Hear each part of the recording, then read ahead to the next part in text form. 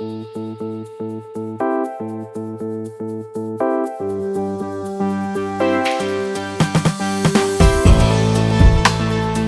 faut trouver un juste milieu entre les deux. Il faut garder un service personnalisé, humain et accessible, tout en donnant les outils digitaux au client final qui le désire.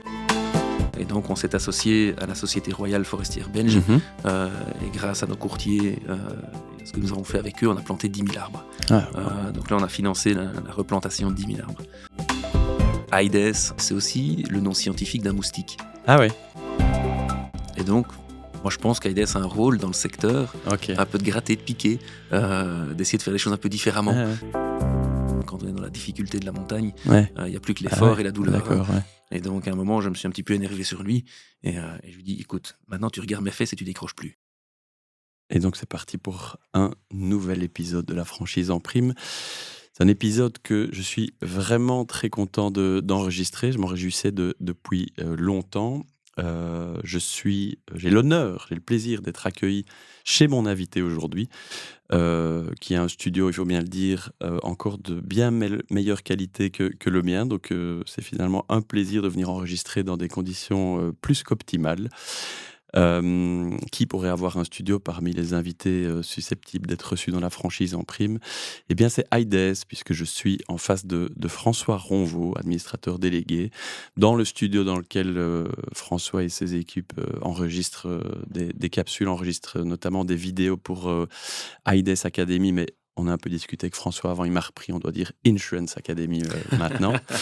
Et donc non, c'est vraiment un très chouette endroit et je suis très heureux de recevoir François parce que, et ça c'est une confidence que je te fais, quand j'ai commencé à penser à ce projet de podcast à l'été 2023, j'ai couché quelques noms comme ça sur le papier.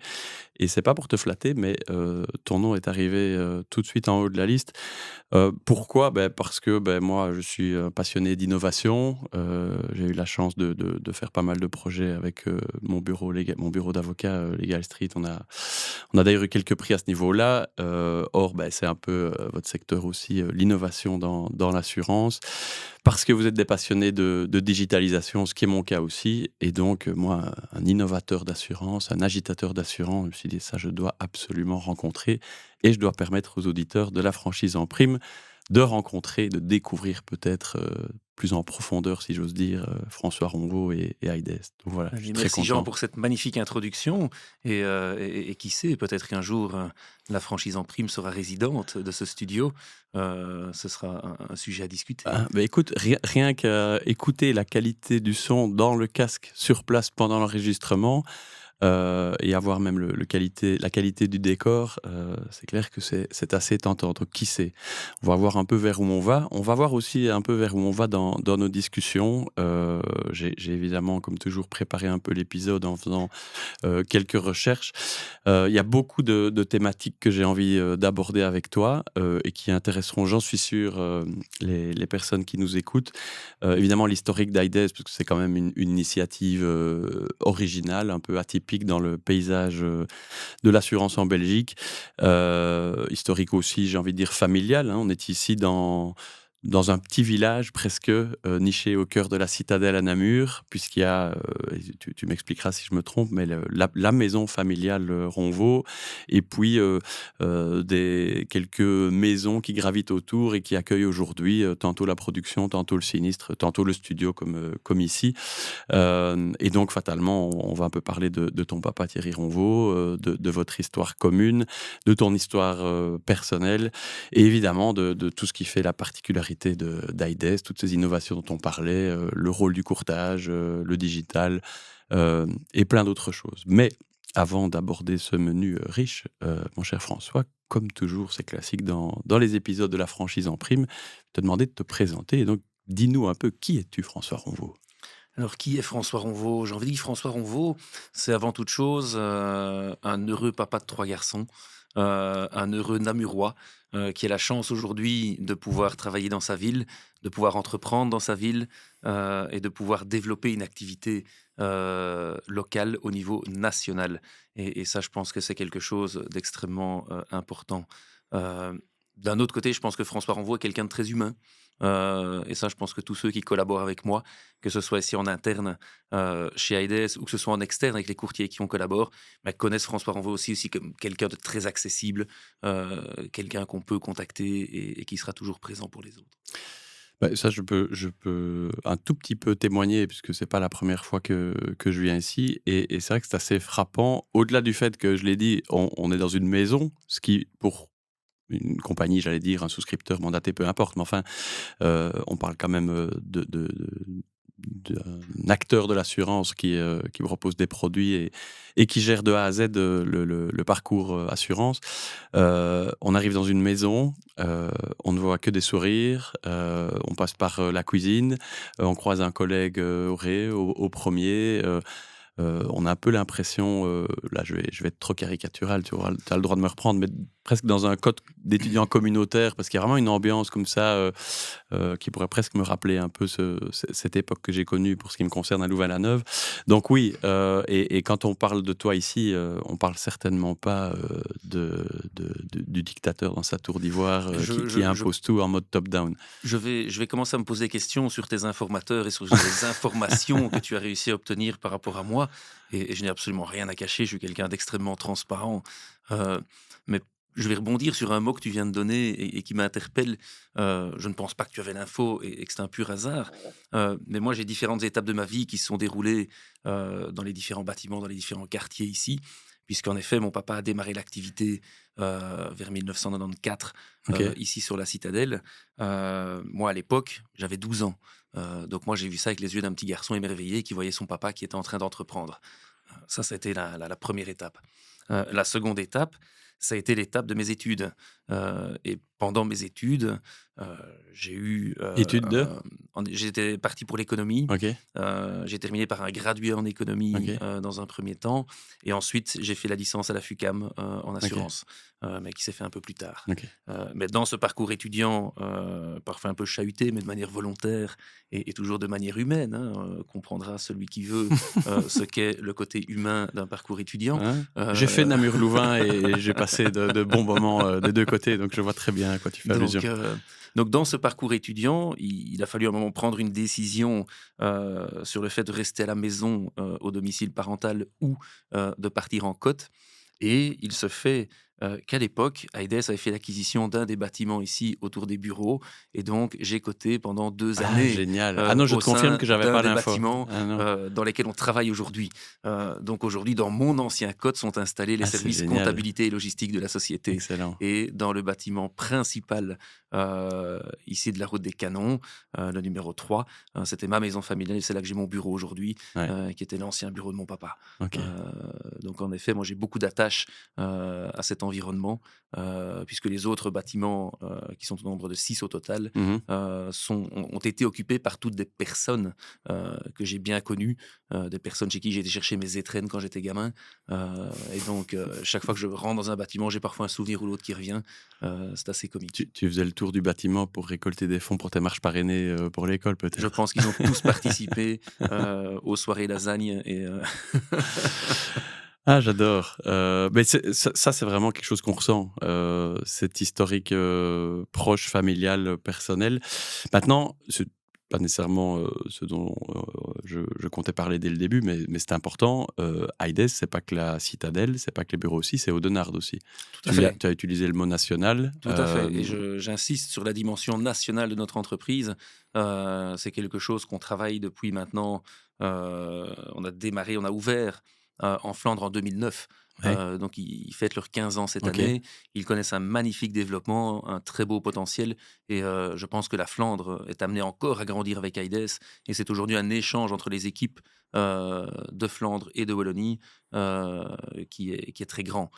C'est pas chacun de son côté, c'est tous ensemble. Et c'est comme ça qu'on continue à grandir Mais chaque année. écoute, comme on est lancé là-dessus, peu importe, l'ordre chronologique, mais comment vous faites alors, pour faire en sorte que ce ne soit pas, juste, 2 équipes, en vase clos, chacun de son côté, heu et au contraire d'avoir une culture d'entreprise commune, partagée, malgré la barrière plus ou moins importante de la langue selon les personnes, malgré un historique différent puisque, bah, toute l'équipe, les équipes qui sont ici sur Namur sont liées peut-être plus étroitement à l'historique dont on parle et dont on va surtout reparler, parce que là, on a quand même fait 93, 94, 2009 en un coup.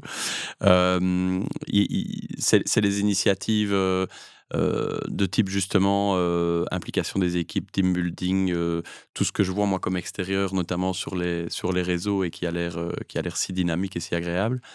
C'est des choses que vous faites aussi en mêlant les deux équipes? Pas systématiquement, évidemment. Pas systématiquement, mais clairement, je pense que dans une équipe comme la nôtre, qui reste une équipe relativement petite par rapport au secteur dans lequel on évolue, ici, chez Aides, on parle de moins de 60 personnes.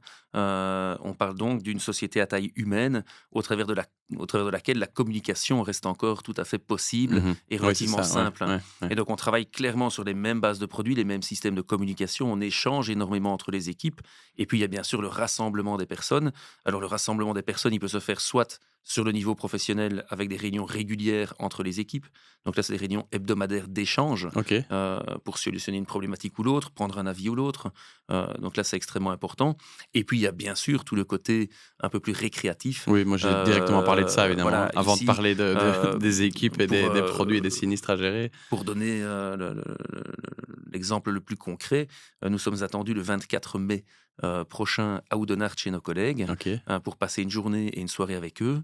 Mais on ne sait absolument pas ce qui va se passer. Et donc là, on leur laisse le lead de nous recevoir, de nous surprendre et de nous faire passer un bon moment tous ensemble. Et ça, c'est des choses qu'on échange.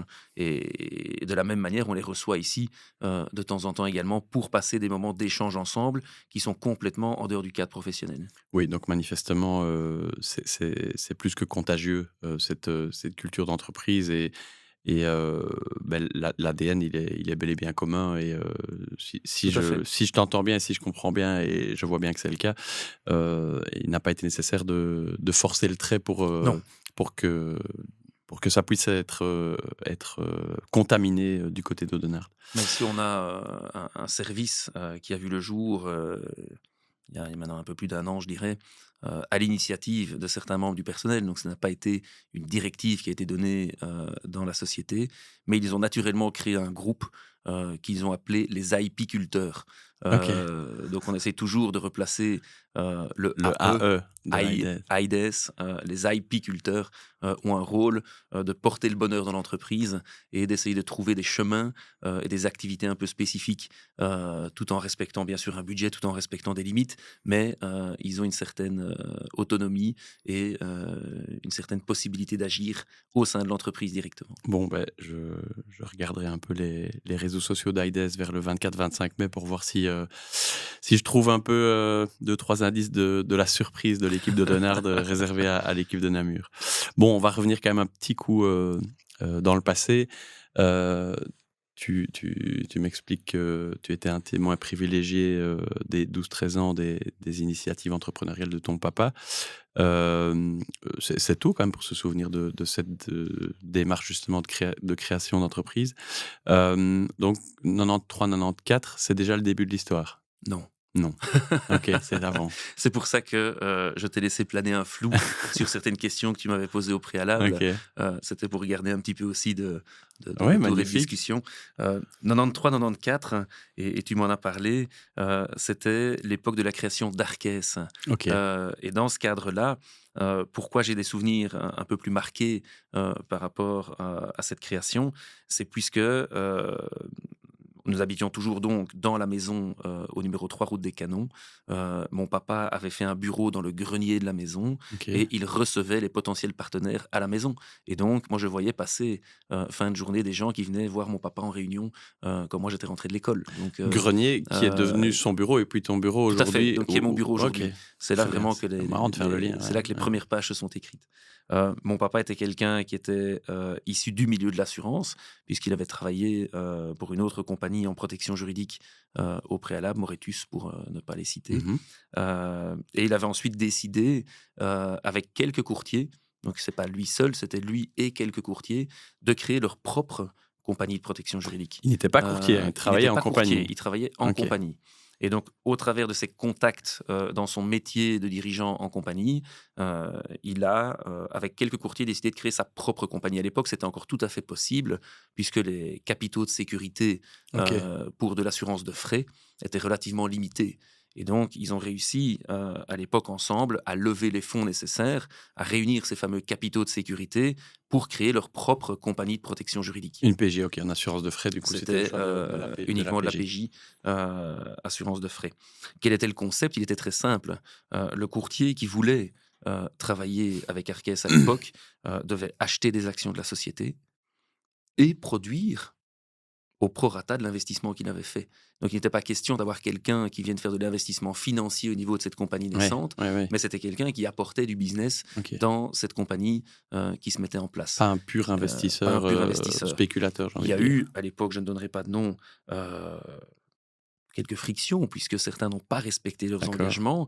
Et dans ce cadre-là, il y avait la possibilité pour Arques d'aller récupérer les actions sans dédommagement pour la D'accord, personne. Donc, il ok. perdait son Ça avait été investissement quand même parce qu'il n'avait pas bien respecté. préparé. Mais ça a très, très bien fonctionné. Compagnie, donc, à ce moment-là. Compagnie, Une tout à fait. véritable Donc, compagnie, hein, ce que tu as oui, expliqué. tout à Oui, fait. c'est Donc là, c'était important, ça, je vraiment découvre. Ouais. compagnie Ok. d'assurance à ce niveau-là. Il y a eu très très vite une centaine de courtiers actionnaires de la structure qui faisaient du business et ça a connu un succès relativement rapide à un point tel qu'ils se sont très vite posé la question, mais si ça marche en protection Bah juridique, oui. Ouais. pourquoi ça n'irait pas sur de l'habitation? Pourquoi ça n'irait pas sur de l'auto? Pourquoi ça n'irait pas sur de la familiale? Et donc là, est venue l'idée d'Aides. Aides, c'est la suite logique de la création d'Arques. Ok.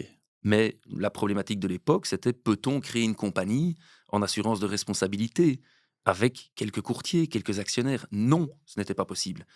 Et donc là, il a eu ce choix de se positionner comme un souscripteur mandaté, comme un Mhm. intermédiaire en Mhm. assurance qui avait une très grande liberté, à savoir une capacité de créer ses propres produits, de créer ses propres tarifs, de créer ses propres conditions, et de réassurer le tout à 100% auprès d'une compagnie Ah ouais. qui, elle, assumait le risque de responsabilité. Oui, c'est avoir la flexibilité, l'agilité, la possibilité de créer sans nécessairement devoir avoir les épaules très très larges Tout à fait. au niveau du risque à assurer.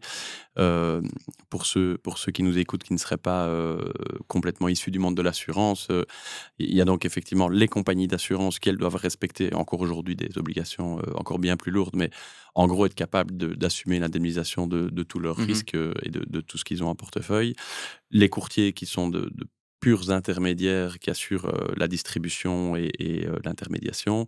Et entre les deux, quelques acteurs. Je vais d'ailleurs te demander peut-être un peu à quoi ressemble le paysage aujourd'hui en Belgique, mais quelques acteurs qui sont des souscripteurs mandatés qui choisissent de développer eux-mêmes des produits sur mesure, mais qui assument alors aussi l'intégralité de la vie du contrat d'assurance, en ce compris Mhm. le sinistre.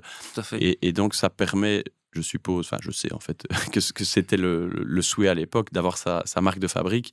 Et ça, je ne sais pas, mais j'imagine que oui, ton papa à l'époque ne trouvait sans doute pas, peut-être déjà dans la compagnie dans laquelle il a travaillé ou sur le marché de manière générale, la façon de faire les choses qu'il avait en tête. Et donc, il s'est dit Clairement, autant le faire soi-même et avec des l'objectif en courtiers. créant ces structures était d'apporter un service différent, d'apporter une vue différente, d'apporter une efficacité différente. Euh, on aime toujours à dire que le principe de base était le PPC, c'était le par et pour les courtiers. Le Ouais, par ok. Ouais. signifiait que c'était créé par les courtiers, ça appartenait aux courtiers. Le Ah oui, mais pour signifiait que toute littéralement. action était dirigée vers les courtiers. Ouais. Aujourd'hui, le par les courtiers va plus signifier que dans toute action que nous prenons, dans tout produit que nous développons, nous intégrons les courtiers à la réflexion. Mm. Plusieurs courtiers peuvent témoigner de réunions qui ont lieu chez nous pour de la création de produits, pour des prises d'avis, pour vraiment construire quelque chose ensemble au Ouais, c'est niveau ça.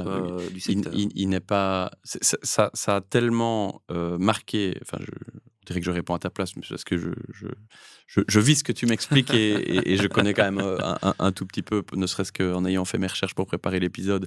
Donc, l'AID, c'est son historique, mais je ne crois pas me tromper en disant que c'est tellement ancré dans l'historique et dans la manière dont IDES a été créé, donc avec les courtiers, que même si aujourd'hui, on en parlera par la suite, IDES a été reprise par un fonds français, le groupe Monceau. C'est pas un fonds, une compagnie. Une compagnie. Non plus. On va y arriver. Bon, on garde ça pour après. On garde ça pour après. Tu me reprends, c'est magnifique. Mais disons que IDES, lapsus, on vient d'en parler, n'appartient plus aux courtiers. Enfin, il n'y a plus un actionnariat courtier. Non.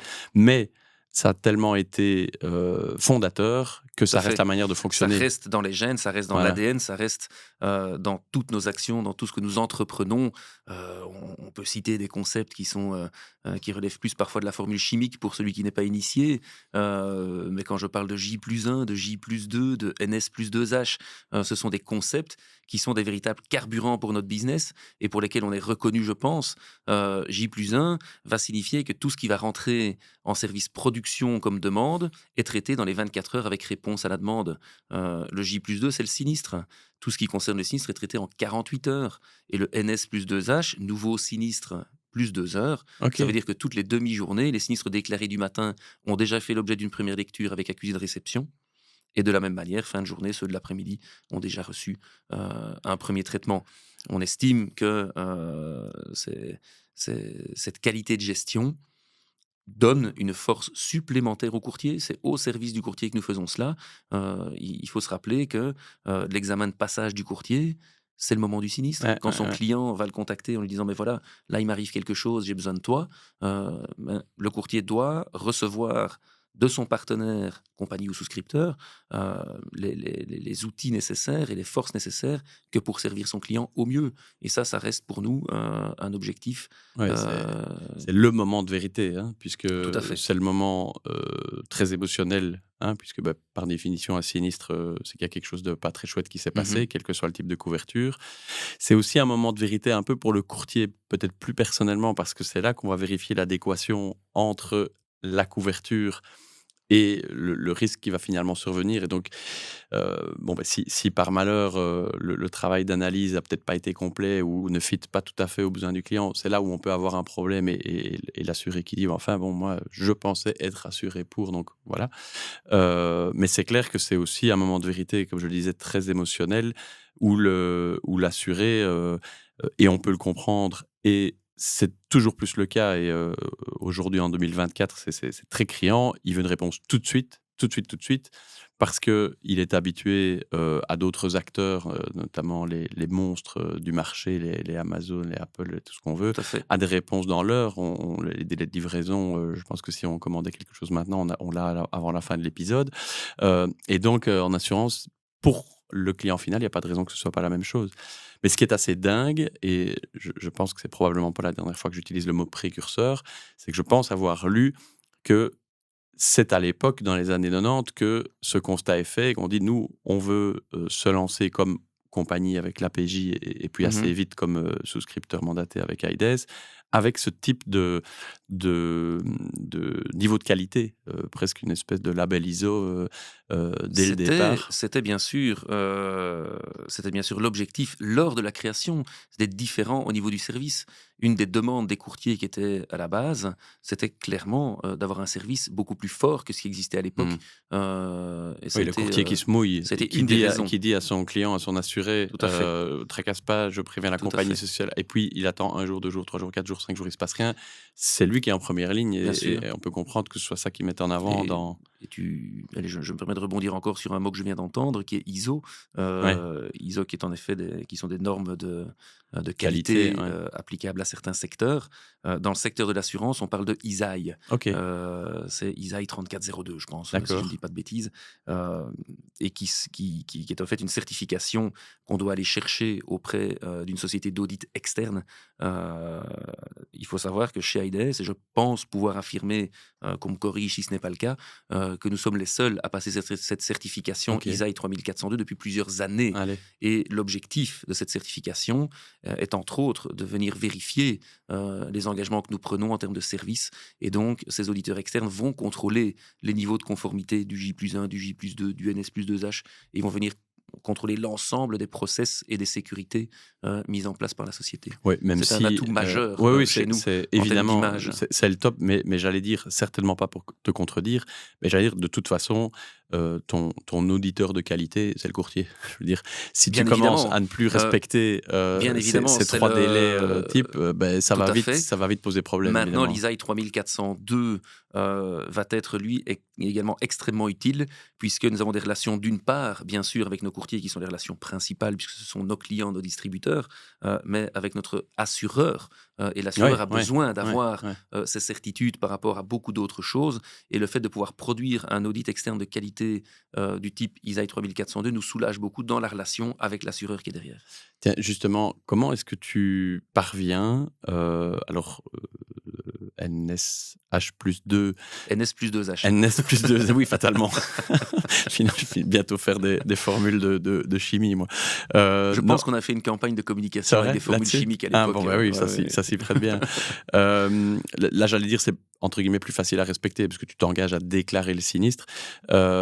Mais niveau production, souscription, tu dépends quand même en partie de la compagnie qui couvre le risque. Non. Ou pas du tout, non. Non, non, on a En une tant que délégation à souscripteur, voilà, 100%. c'est ça, ok. Donc, on a vraiment une totale autonomie en ce qui D'accord. concerne la gestion du produit, C'est la vraiment gestion de la production du sinistre.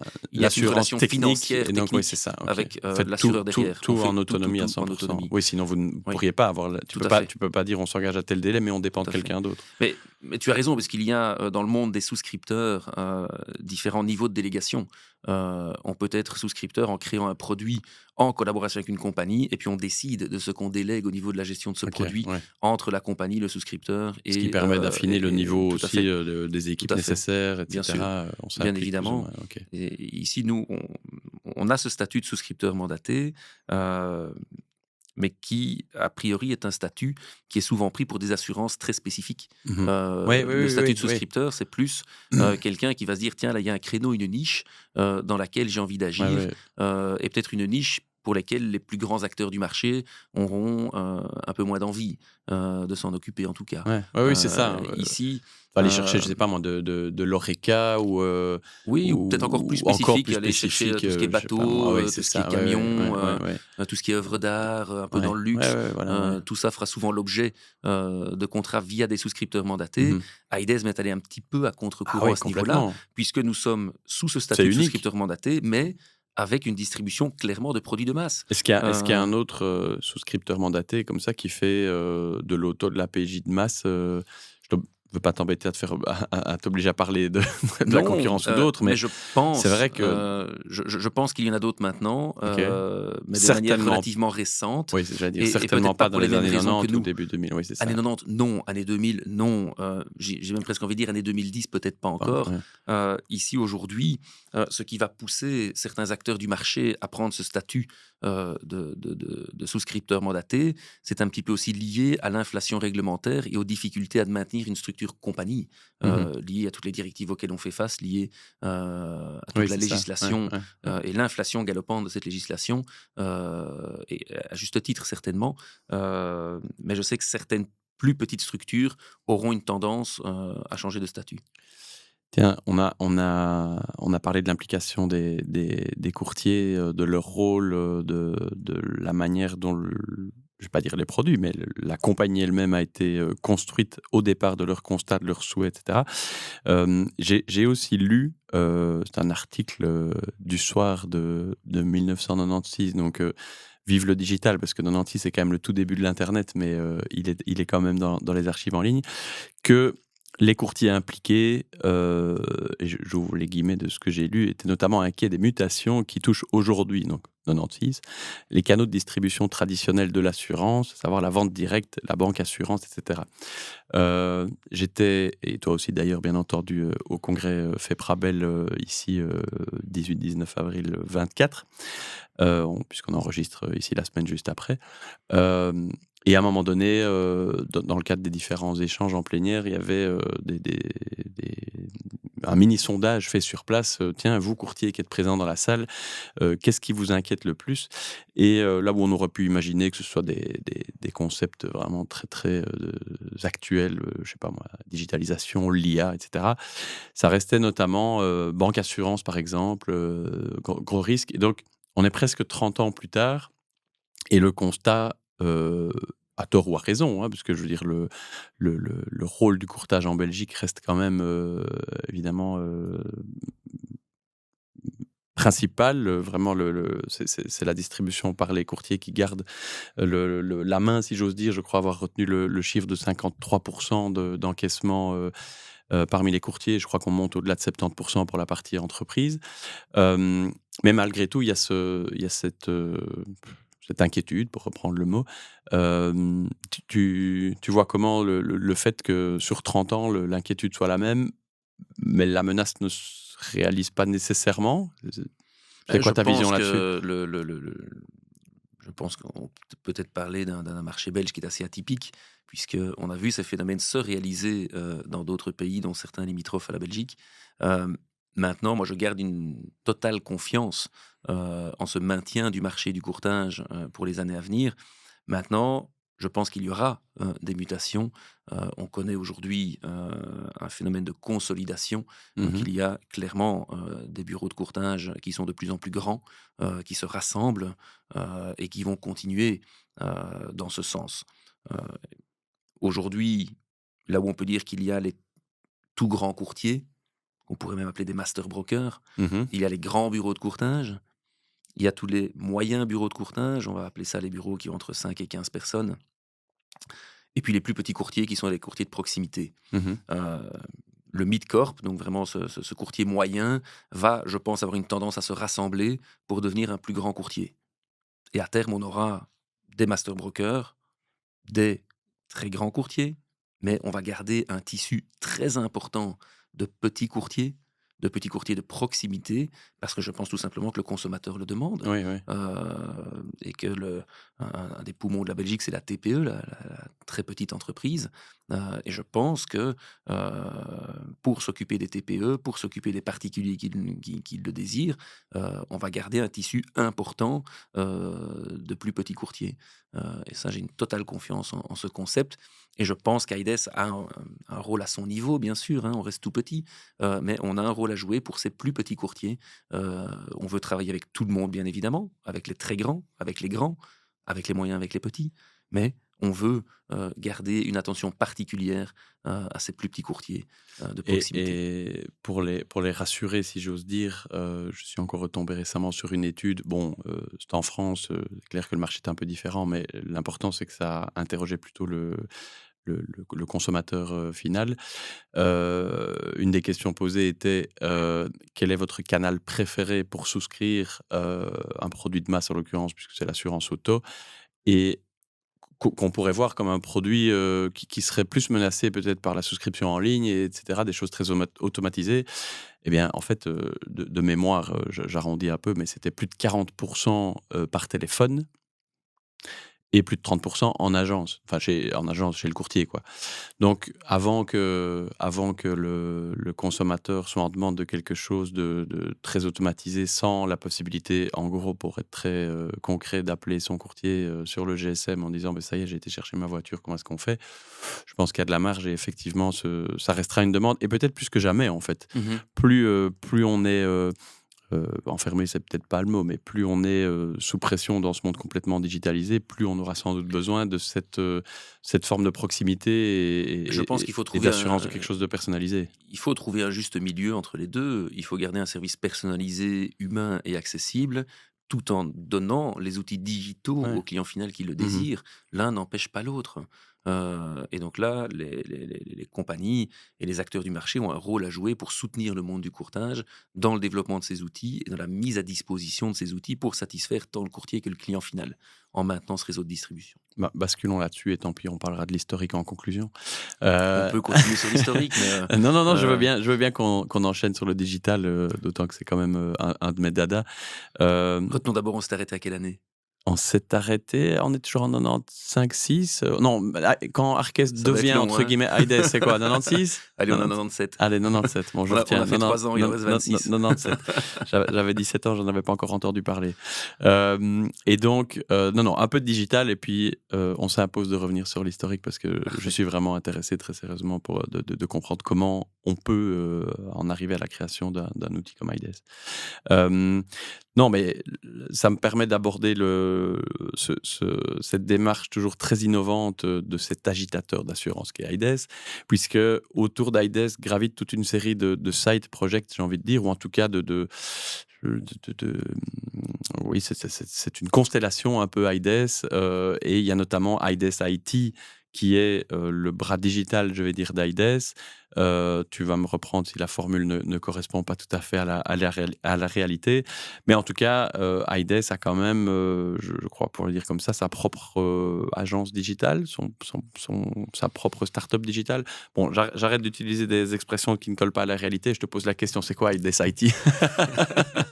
Alors là, pour ceux qui n'ont pas la vidéo, Jean vient de voir sur mon visage quelques expressions qui lui font penser qu'il est temps de me céder la parole et que je puisse parler un petit peu d'Aides IT. Aides IT, c'est une histoire qui a démarré entre guillemets dès le départ, puisque quand on a démarré les premières activités, il a fallu trouver des personnes capables de soutenir ce projet au niveau IT, donc de développer un logiciel capable de suivre la distribution produit. On a donc fait appel à une société externe, Intech, pour les citer, avec qui on a travaillé de manière très constructive et très chouette pendant des années. Et puis, à un moment, dans le cadre du risk management, il a fallu se poser la question, tiens, dans l'ensemble de mes fournisseurs, si j'ai un de mes fournisseurs qui venait à faire défaut, qu'adviendrait-il de ma société ? Et quels sont les coûts par rapport à ces fournisseurs ? Et on est très vite arrivé à la conclusion que le risque informatique devenait beaucoup trop grand avec la croissance qu'on connaissait. Et donc, on a décidé d'internaliser les services informatiques. Et on a réussi à discuter avec Intech et de pouvoir récupérer même les personnes de chez Intech pour créer notre propre société d'informatique. Oui, donc, comme ça avait été fait sur mesure, il était presque indispensable. Donc, on a pu récupérer ce projet et les personnes. Je peux dire aujourd'hui, et ça c'est quelque chose qui est exceptionnel pour nous, que l'équipe d'origine est toujours présente chez Aides. On a quasi été leur seul projet, donc leur seul employeur. On parle du début de la création. Donc c'est vraiment parce que, comme tu dis, il fallait bien un premier logiciel, un ERP et tout ce qu'il faut. Dingue. Et c'est pour ça qu'on a créé ce pôle Aides IT, qui ensuite s'est diversifié selon les besoins du courtier. On a commencé à être fournisseur pour des créations de sites internet. Oui, mais c'est ça. Mais ça, c'est ça qui est très original. C'est donc que on a... Enfin bon, sauf erreur, tu n'étais pas encore là, on parlera de ton propre parcours s'il nous reste du temps, parce que j'ai l'impression qu'on n'est pas parti pour un épisode de 12 minutes, qui sont probablement largement dépassés. Mais ce qui est très original ici, c'est de ne pas juste se dire, bon, attention, on doit être sécure, il faut qu'on reprenne l'outil et ceux qui l'ont créé pour pouvoir vivre et continuer notre production, notre gestion de sinistre si c'était déjà intégré, etc. C'est de se dire, tiens, on va profiter du fait qu'on a investi dans cet outil et on va se tourner vers l'extérieur. Mais c'est pas naturel de se dire ça quand même. C'est déjà un peu une démarche... Je pense que ça s'appelle... Allez, on peut résumer ça en parlant d'esprit d'entreprendre. Ouais. Et on voulait aussi répondre à un besoin de nos informaticiens, d'avoir de la diversité dans le job. Je pense qu'un informaticien, si on le laisse sur un projet pendant 30 ans, il y a un moment, ça ne peut plus aller. Par contre, si on lui donne la possibilité de lui-même entreprendre, d'avoir d'autres démarches, voire d'autres choses, eh bien, ça permet pour moi une plus grande pérennité dans l'activité. Pas dire le contraire, puisque je dois bien reconnaître, pour faire ma petite parenthèse perso, que c'est à mon tout petit niveau, parce que tu dis, nous sommes petits, moi, mon cabinet d'avocat, fatalement, n'en parlons pas. Mais comme j'avais aussi engagé des développeurs pour digitaliser le bureau, à un moment donné, c'est exactement la même démarche, puisqu'on essaie de se tourner vers l'extérieur, vers le métier d'avocat, et puis progressivement vers le monde de l'assurance, mais de la même manière, en permettant de pas travailler toujours sur les mêmes projets en interne, parce que je pense qu'il peut y avoir effectivement une forme d'usure peut-être, Tout à fait. ou bon, peut-être d'ennui, Oui. c'est peut-être un grand Ah mot. oui. Donc oui, là, je valide, je valide, si je puis me permettre, et je comprends en tout cas bien la démarche, c'est top. Et ici, la démarche vient de connaître une étape supplémentaire, puisqu'on a rassemblé maintenant l'ensemble des équipes et l'ensemble des activités. Le nom Aides IT va progressivement disparaître au profit de Digital Vision, Ok, qui était une des branches d'activité également présentes dans cette structure. Et Digital Vision, aujourd'hui, qu'est-ce que c'est? Mais ça reprend bien sûr toutes les activités d'Aides. Ça reprend l'activité de service qui peut être offerte au monde de l'assurance en Belgique, mais c'est également une centaine de clients externes qui n'ont rien à voir avec le ah milieu de ouais, ah l'assurance. ouais. Et donc là, on développe pour compte de tiers, on développe pour des magasins de bricolage, on a développé pour des groupes hôteliers, on est fournisseur de licences, on est fournisseur de matériel. Et aujourd'hui, Digital Vision, c'est 25 personnes. 25. Donc il faut se rendre compte que Aides, c'est un peu moins de 60 personnes. En ce Et compris le site de Donald? Oui. en ce compris le site de Donald, Ok. oui, tout à fait. Heu et à côté de cela, il y a Digital Vision qui regroupe 25 personnes. Heu, on n'en a pas encore parlé, on y viendra un moment, mais il y a MGA aussi, donc qui est notre nouveau partenaire Ah, et donc ça, j'ai pas Digital Vision, j'ai pas eu la fiche. J'ai voilà, fait mes fiches, on mais celle-là, je pourra ne l'ai on pas. pourra en parler un peu plus tard. Heu Donc, Digital Vision aujourd'hui qui a cet ensemble de services informatiques. Quand je dis MGA, c'est Monceau, hein. Donc, Ah oui, d'accord, oui, OK, oui, oui, tout à fait, oui, donc tu m'as repris, oui, tout OK, à fait. alors j'ai pas fait le lien, d'accord, OK, MG. Bon, Oui, ça va MGA, alors. c'est Monceau Général C'était quand même dans Assurance. mes fiches, Tout c'était à quand fait, même donc dans mes c'était dans fiches, tes OK. fiches. Heu, mais donc, Digital Vision, tous ces services informatiques qui sont 360. Donc ça peut être de l'agence digitale, ça peut être du développement, ça peut être du matériel, ça peut être de la licence. On agit sur tous les fronts à ce niveau-là. Est également maintenant au service du groupe. Le groupe peut venir, avec Mais des donc demandes auprès de c'est Digital. une structure juridique différente, Tout à fait, on est tout à d'accord, fait. hein? Donc on est sur 2 structures Totalement. juridiques totalement Bah, distinctes, obligatoire de toute façon, de toute ouais. façon. Si on revenait, un peu en arrière, parce que j'ai presque peur Allez, qu'on zappe, 97 on a dit. allez, on est en 97 et donc on a connu, le développement de la compagnie protection juridique. On a vu la naissance, du souscripteur mandaté. Naturellement, ces 2 structures vont fusionner, Voilà, OK. et il n'y a plus qu'une seule entité qui regroupe le souscripteur et la branche protection juridique. Heu, le travail et le développement, se fait de manière régulière, croissante, mais à échelle ce qu'on pourrait appeler un vase clos, puisque pendant plusieurs années, seuls les courtiers actionnaires peuvent distribuer les produits de la structure. D'accord.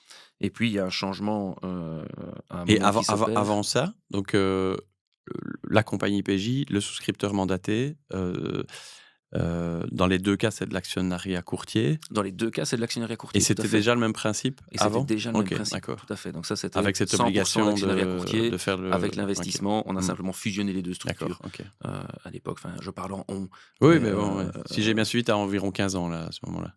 alors, ouais, peut-être un peu plus quand Un peu même, hein. plus. Donc, là, je dois être en plein dans mes études. OK, Heu, je suis en plein dans mes études, tout à d'accord. fait. Oui, évidemment, tu viens d'avancer de Je viens quelques années d'avancer de déjà. quelques années Ouais, puisque là, c'est une constante, ouais, c'est ça, on va ouais. dire, pendant OK. plusieurs années. Heu Date clé suivante que je pourrais donner, on est dans un je dirais 2006-2007 plus ou Mmh. moins. On a déjà parlé une première fois ici aujourd'hui. On va essayer de pas s'étendre sur le sujet, c'est pas le plus passionnant, mais de l'inflation réglementaire. Mmh. On avait connu à l'époque, différentes crises économiques déjà, et donc il y a, des décisions sur l'augmentation des capitaux de sécurité, Mmh. Dont tu au parlais niveau des déjà un peu tout compagnies à dont je l'heure, parlais un ouais, peu tout ouais. à l'heure. On va pas rentrer dans ce sujet-là, mais la conséquence, de ces différentes augmentations, c'est qu'à un moment, la structure comme elle était construite avec, des courtiers actionnaires, avec uniquement des personnes actionnaires pour une compagnie d'assurance, on parle que de la branche PJ, on ne parle pas du souscripteur, bah, c'était plus tenable et Mmh. donc il a fallu faire rentrer un acteur un peu plus important, dans la danse et pardon, la structure compagnie protection juridique a été cédée, D'accord, OK. à une compagnie d'assurance. Parce que avant ça, tu me dis qu'il y avait une fusion des 2 entités. Une même structure pouvait regrouper la partie Tout à fait. Donc compagnie à proprement parler et c'était la même le partie souscripteur Aides qui était propriétaire de la compagnie protection OK. juridique Ah oui, dingue. et donc c'est Enfin, le souscripteur Aides qui a vendu la compagnie protection juridique à une autre d'accord. compagnie. OK, À l'époque, c'était possible. OK. Magnifique, j'en apprends. C'est le but c'est le but de l'exercice. Ce qu'on n'a pas dit, vu qu'on se trouve, je l'ai dit, route des Canons, au cœur de la citadelle, c'est que Arquez, mais qui n'a plus rien à voir avec le nom de la compagnie, mais je dois quand même faire le lien pour montrer que j'ai fait mon travail de recherche. Ça vient de Arx, qui veut dire citadelle, c'est juste? Pour une fois, ou pas juste?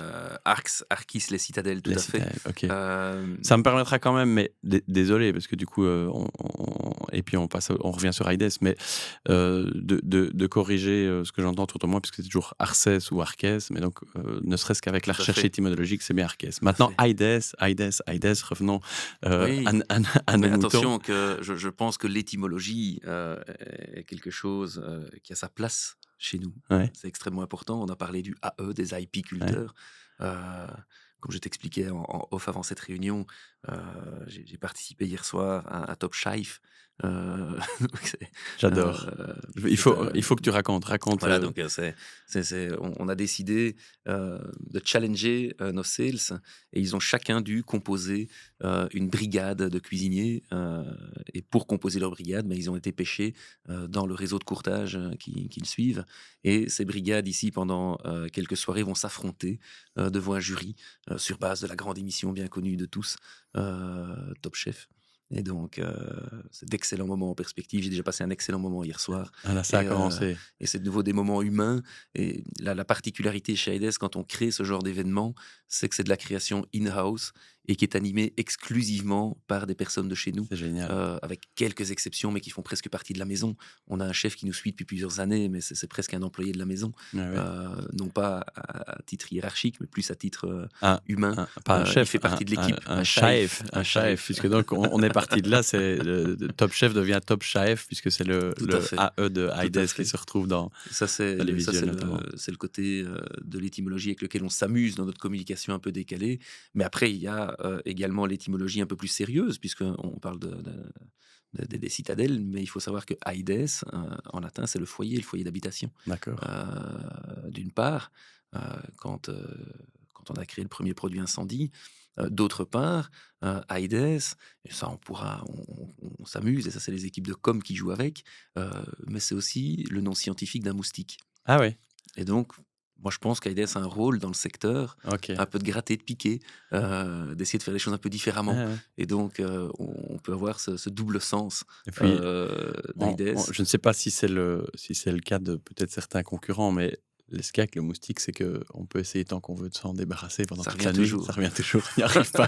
Donc ça, je crois que ça colle assez bien, à mon avis, effectivement, à Aides. Et puis je vais aller un peu plus loin que tes infos, parce qu'à mon avis, tu n'as peut-être pas tout, mais on va terminer sur un dernier mot pour de l'étymologie.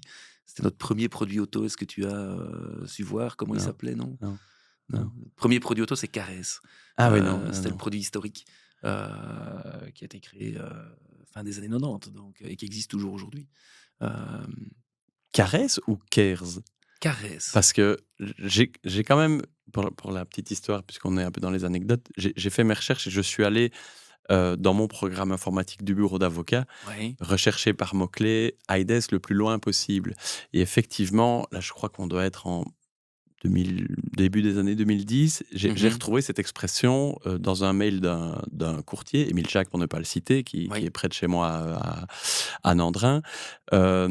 Et je retombe sur ce mail dans lequel je retrouve une de ces gestionnaires qui dit ben voilà, on a déclaré dans le cadre du produit Aides, et Aides je l'ai Caresse. lu dans ma tête Cares, en me disant C'est Caresse. disons que c'est Caresse, voilà. Et donc étymologiquement, Caresse, on avait Aides, on voulait mettre un peu de sauce latine sur de l'auto, et il fallait quelque chose d'asexué linguistiquement, qui puisse être Ok. de niveau national. Caresse, c'est tout simplement car en anglais la voiture, mais il y a la sauce latine. Et donc le premier produit s'est appelé Caresse pour être en continuité des Je premiers mots. précise bien que c'est pas 2 SE, hein, c'est Tout à fait. ARES. RES, oui. On l'a compris. Ah non, c'est génial, toutes ces petites anecdotes historiques qui nous permettent finalement d'avancer quand même au fur et à Tout à mesure. fait. Je reviens moins 2 secondes parce que c'est quand même quelque chose que je trouve incroyable et on sent à quel point c'est pas du fake, c'est pas de la com, c'est cette culture d'entreprise. Tu as pris l'exemple qui ne peut pas être plus actuel puisque c'était notamment hier soir de ce Top Chef. Euh, les 2 dernières années, je prends un autre exemple qui est peut-être un détail, mais au congrès Feprabel, quand on fait un peu le tour, euh, on arrive devant le stand de Heides, où qu'il soit placé, on sent quelque chose de différent.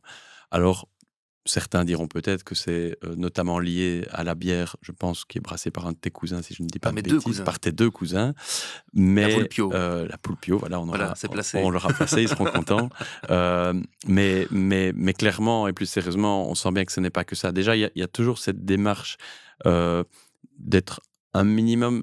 C'est pas être décalé pour être original, mais c'est proposer autre chose qui correspond bien à l'image. Cette année, donc ici au Congrès Feprabel, c'était un chouette petit concours avec un jeu d'arcade Pac-Man Pac-Man. avec un petit concours.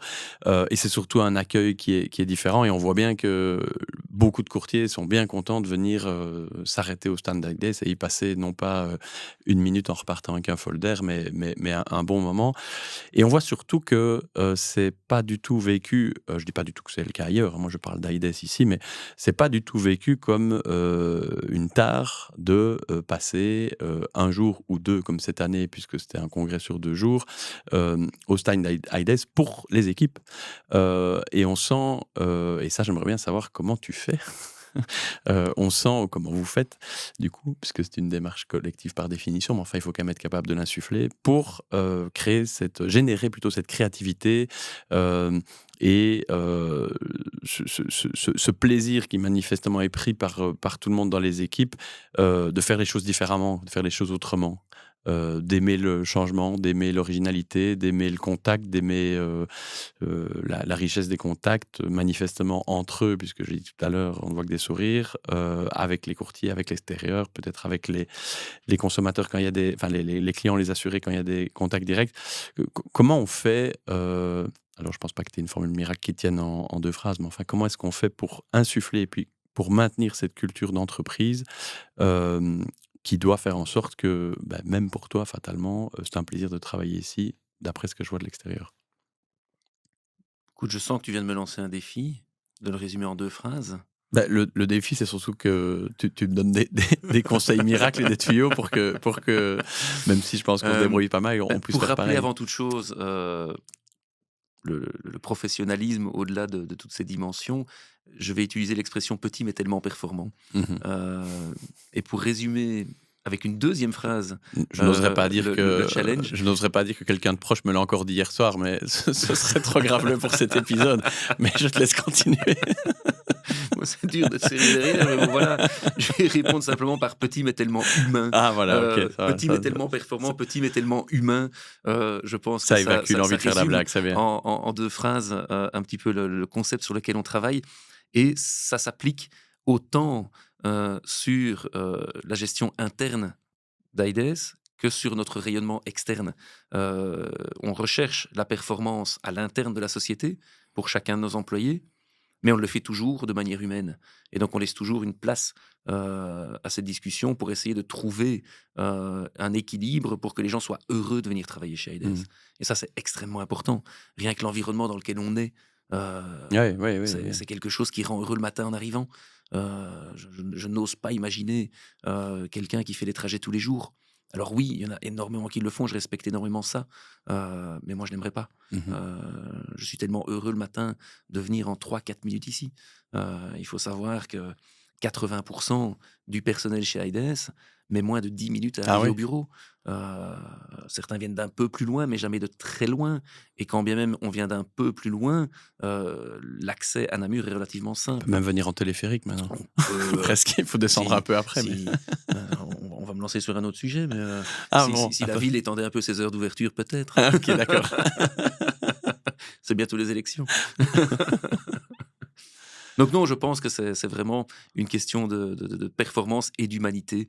Et là, c'est vraiment le rôle de nos équipes commerciales sur l'extérieur. C'est le rôle du sourire au téléphone de chaque gestionnaire.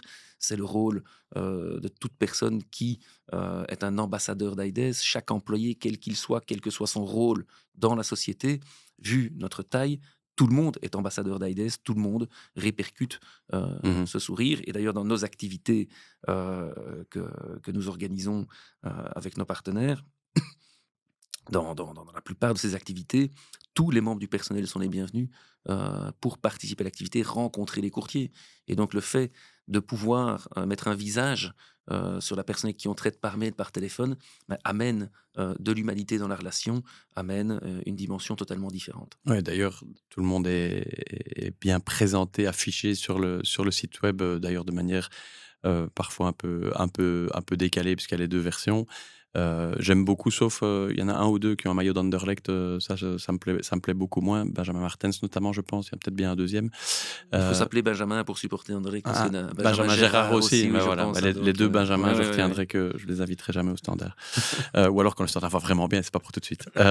C'est autre chose. Non, je disais, et je le répète parce que je trouve que c'est vraiment marquant, et tu as parlé, je pense, de rayonnement, je crois que c'est le terme que tu as utilisé. On voit que c'est pas mimé, quoi. C'est pas, on voit beaucoup sur les réseaux sociaux des photos où on sent quand même un peu, si pas le sourire, jaune, enfin le rire jaune, mais on pose. Ici, tout ce qui est, publié par Aides, je sens, enfin je trouve en tout cas personnellement qu'on sent cette authenticité de, bah, voilà, c'est facile finalement de publier, des visuels, des photos, des vidéos sur ce qu'on fait, parce qu'on le vit bien et on est fiers de le partager. Donc ça, c'est vraiment positif et agréable de le voir de l'extérieur. Ça m'amène du coup à une question: comment est-ce que tu recrutes? Parce que, tu vas peut-être me répondre que ça se passe tellement bien qu'il n'est jamais nécessaire de recruter, ou peut-être moins qu'ailleurs. Ça, je crois que ça doit être une réalité. Mais bon, c'est quand même parfois nécessaire, soit pour un remplacement, soit pour une nouvelle fonction, et puis parce que c'est une compagnie, qui est quand même toujours un peu en développement permanent. Comment est-ce qu'on fait pour, recruter, des nouveaux membres du personnel en adéquation avec cette culture d'entreprise? Parce que c'est pas nécessairement, le cas de tout le monde, Mhm. c'est pas d'ailleurs, ce que tout le monde nécessairement souhaite. Certaines personnes sont peut-être un peu moins dans le j'allais dire presque le communautaire. Hem, comment ça se passe, le recrutement chez Aides? Alors le recrutement chez Aides peut prendre deux chemins. Un premier qui est la recommandation. Donc là, on a eu pas mal de personnes qui sont arrivées au sein du personnel par recommandation, par connaissance d'un membre du Mmh. personnel. Ça, c'est une chose. Et puis d'autre part, il y a maintenant, bien sûr, le recrutement à plus grande échelle, pour lequel maintenant c'est par annonce, via les réseaux sociaux, via parfois des sociétés de recrutement. Mmh. Et en général, on arrive à attirer suffisamment de monde, de candidats, que pour pouvoir en choisir un. Ça, je vais dire, c'est applicable uniquement pour la partie Wallonie-Bruxelles, Mmh. puisqu'en Flandre, là, on a une grande problématique d'acquisition de talents, Oui, euh, avec un marché c'est plus tendu. qui est beaucoup plus tendu, pour ne pas dire au plein emploi. Mmh. C'est extrêmement compliqué de Intér recruter au nord du pays. Il faut pas Euh, demander, parce que je trouve que ça devient de plus en plus compliqué, dans nos secteurs respectifs, déjà chez nous à Wallonie, donc si c'est encore plus tendu, Mais en Flandre. je pense pouvoir dire qu'on a été déclaré comme faisant partie de la liste des métiers en pénurie, hein, Ah oui, au OK. niveau du secteur assurance. Ensuite, il y a un autre point qui est extrêmement important pour moi au niveau du recrutement. C'est lorsque je reçois une candidature, je divise un petit peu en deux le CV de la personne. J'ai d'une part, mais tout ce qui va concerner la formation, l'expérience. Et puis d'autre part, je vais essayer d'aller chercher un petit peu dans ce CV et puis au travers d'un entretien, les points humains de la personne. Mmh. Parce qu'aujourd'hui, venir Donc travailler chez Aides, tu peux te permettre, vu la taille de la structure, de t'impliquer personnellement, et tu je le m'implique veux d'ailleurs, tu personnellement, le je le souhaites, veux ouais. parce que je veux pouvoir garantir Mmh. euh, que la personne aura une capacité d'intégration. Puisque parfois un parcours professionnel, une expérience et des connaissances ne suffisent pas à s'intégrer chez Aides. C'est quand même un esprit qui est parfois un petit peu différent. Et donc là, on recherche vraiment certains profils. Mmh. Et il faut vraiment qu'on ait ce sentiment lors des entretiens. Tiens, ça va coller C'est avec quand notre même esprit l'entretien qui est d'entreprise. déterminant, hein, dans ce cas-là. Ça va coller avec les personnes. Et j'aurais même parfois tendance à dire, je vais engager quelqu'un de moins expérimenté, de moins Mmh. formé, qui n'aura peut-être pas le meilleur CV, mais parce qu'humainement, j'ai senti quelque chose chez la personne, une capacité de s'intégrer à nos concepts, à notre manière de faire, qui sera plus importante qu'un autre. Oui, si ça te permet d'espérer du plus long terme, voire du Bien très long sûr, terme, bah, peut-être le léger retard ou tout à le fait. moins au niveau de Et l'expérience, il est vite rattrapé, évidemment. on a des chiffres chez nous qui sont très positifs et que j'apprécie pouvoir regarder de temps en temps. C'est un turnover qui est extrêmement faible au niveau du personnel, très très peu de départs, Mmh. beaucoup plus d'arrivées que de départs d'ailleurs, et puis alors des niveaux d'ancienneté assez élevés. Euh, Oui, on a tu en parlais avec, IDES IT, tout à enfin fait. Digital Vision, pour te C'est un montrer que je suis exemple entre attentif. autres, tout à fait. Euh, Heu, donc c'est pareil, chez C'est IDES. pareil chez Ouais, Aides ouais. et avec des équipes qui sont encore relativement jeunes. On en a beaucoup pour qui c'est le premier emploi. Mmh. On a encore chez Aides une moyenne d'âge du personnel à 36 ans. Et ça, Ouais, ça c'est toutes les entreprises ne peuvent pas le dire. ça aide, enfin ça aide, je veux pas faire de jeunisme, mais c'est sûr que pour ce côté très, innovant et cette culture d'entreprise très dynamique, ça aide, mais c'est aussi surtout la preuve que ça fonctionne et que c'est pas de nouveau du fait que Tout à fait. si les gens restent. En parlant de trajectoire, d'absence de turnover, de gens qui restent, je vais parler un peu de toi. Hem J'ai quand même été jeter un coup d'œil à ton parcours sur LinkedIn. Mhm. Tu n'as pas commencé directement, chez IDES. Tout à fait. Quel était ton état d'esprit, après avoir, bouclé ton parcours quand tu t'es dit: «Bon, ben, on va se mettre à bosser»? Hem, je sais pas, je sais pas toi, mais bon, donc moi, je voulais tout faire, tout sauf faire comme papa, donc tout sauf avocat. En tout cas durant mes études secondaires puisque c'était, maths fortes, enfin maths 8, Mhm. sciences 7. J'avais même commencé un parcours d'ingénieur avant de me résigner et de me dire, «Bon, finalement, le droit comme papa, c'est peut-être pas si mal» et finalement je suis devenu avocat alors que lui ne l'était plus, mais c'est une autre histoire. De ton côté, quand on a un papa que tu observais déjà, adolescent, entrepreneur, probablement un peu hyperactif, en tout cas plein d'idées, précurseur, qui a créé au moment où toi tu arrives sur le marché du travail, bah, une boîte qui tourne déjà bien. C'est quoi ton état d'esprit? C'est, «Je veux absolument, intégrer la boîte, c'est mon rêve» ou, «Bah, j'ai envie de faire, ma route», Je Qu'est-ce pense qu'à qu'il pense l'époque, ton toi de 22-23 ans à l'époque?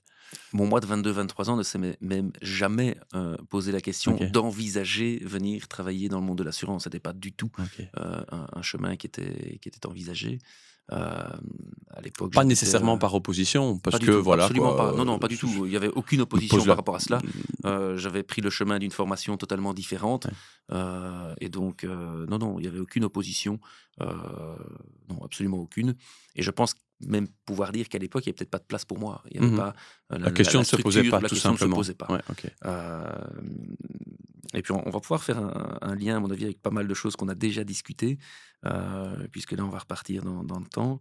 Heu, Moi, j'ai commencé ma carrière professionnelle en C'est un peu 2006. retour vers le futur cet épisode, hein, c'est C'est pas ça, mal. on a dit qu'on se laissait aller en toute Ouais, c'est transparence, hein, parfait, donc c'est magnifique. j'ai dit: «Voilà, le moins de business possible et le plus de C'est confidence». ouais, Hem, 2006, c'est le début de mon parcours professionnel, donc je termine mes études ouais. et je commence à travailler pour un franchisé du groupe Accor, OK. Groupe Accor, groupe hôtelier. Hôtelier, ouais. Heu, je n'y suis pas resté très longtemps, et j'ai Mais c'est stage ou déjà premier emploi? déjà premier Un peu les emploi. 2. Non, J'avais fait stage, mes stages, en entreprise chez eux OK, et tu donc ils m'avaient continué, offert un OK. emploi, chez eux, Où ça? dès mon diplôme. Alors j'ai travaillé, c'était un groupe hôtelier, donc on travaillait sur la région de Charleroi, OK.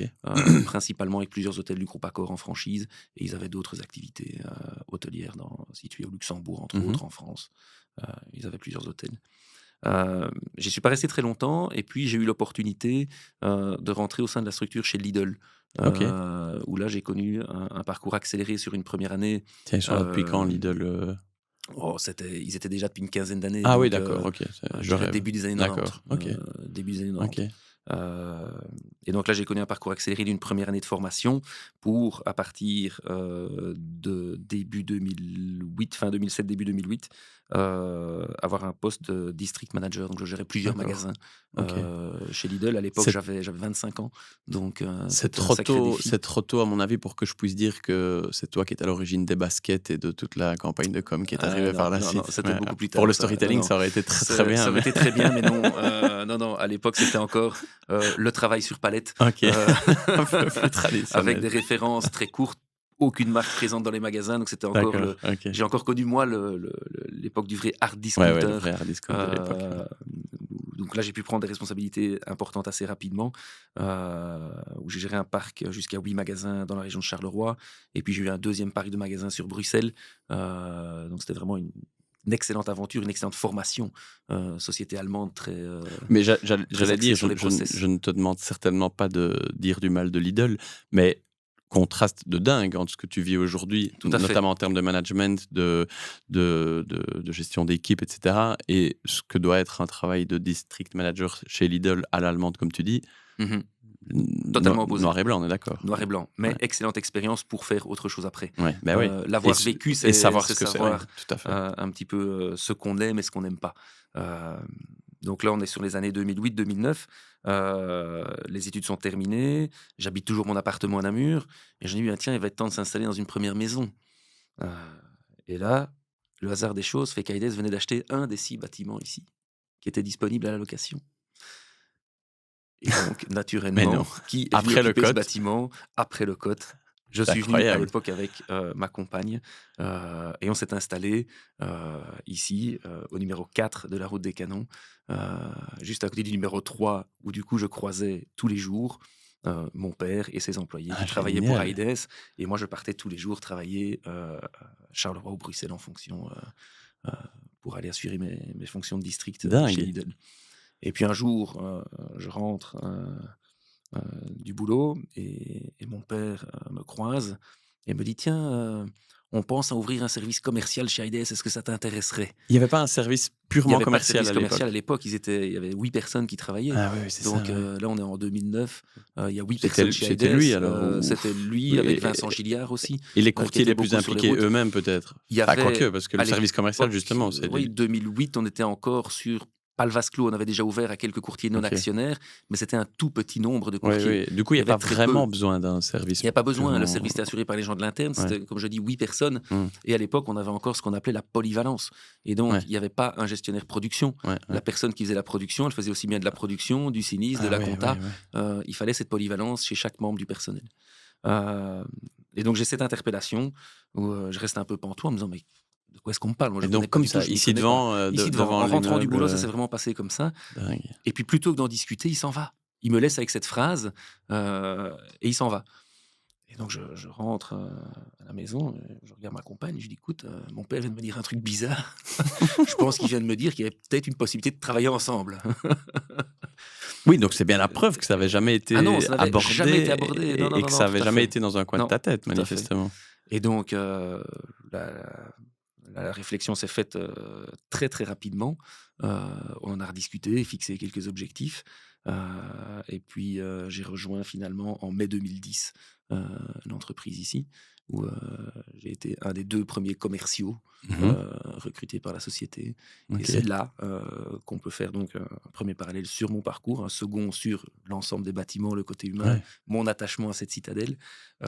Et troisièmement, c'est une étape pour la société 2010, qui est l'ouverture du service commercial et l'affirmation à ce moment-là de dire nous voulons grandir beaucoup plus, nous voulons nous tourner vers le monde du courtage, nous voulons ouvrir beaucoup de partenariats.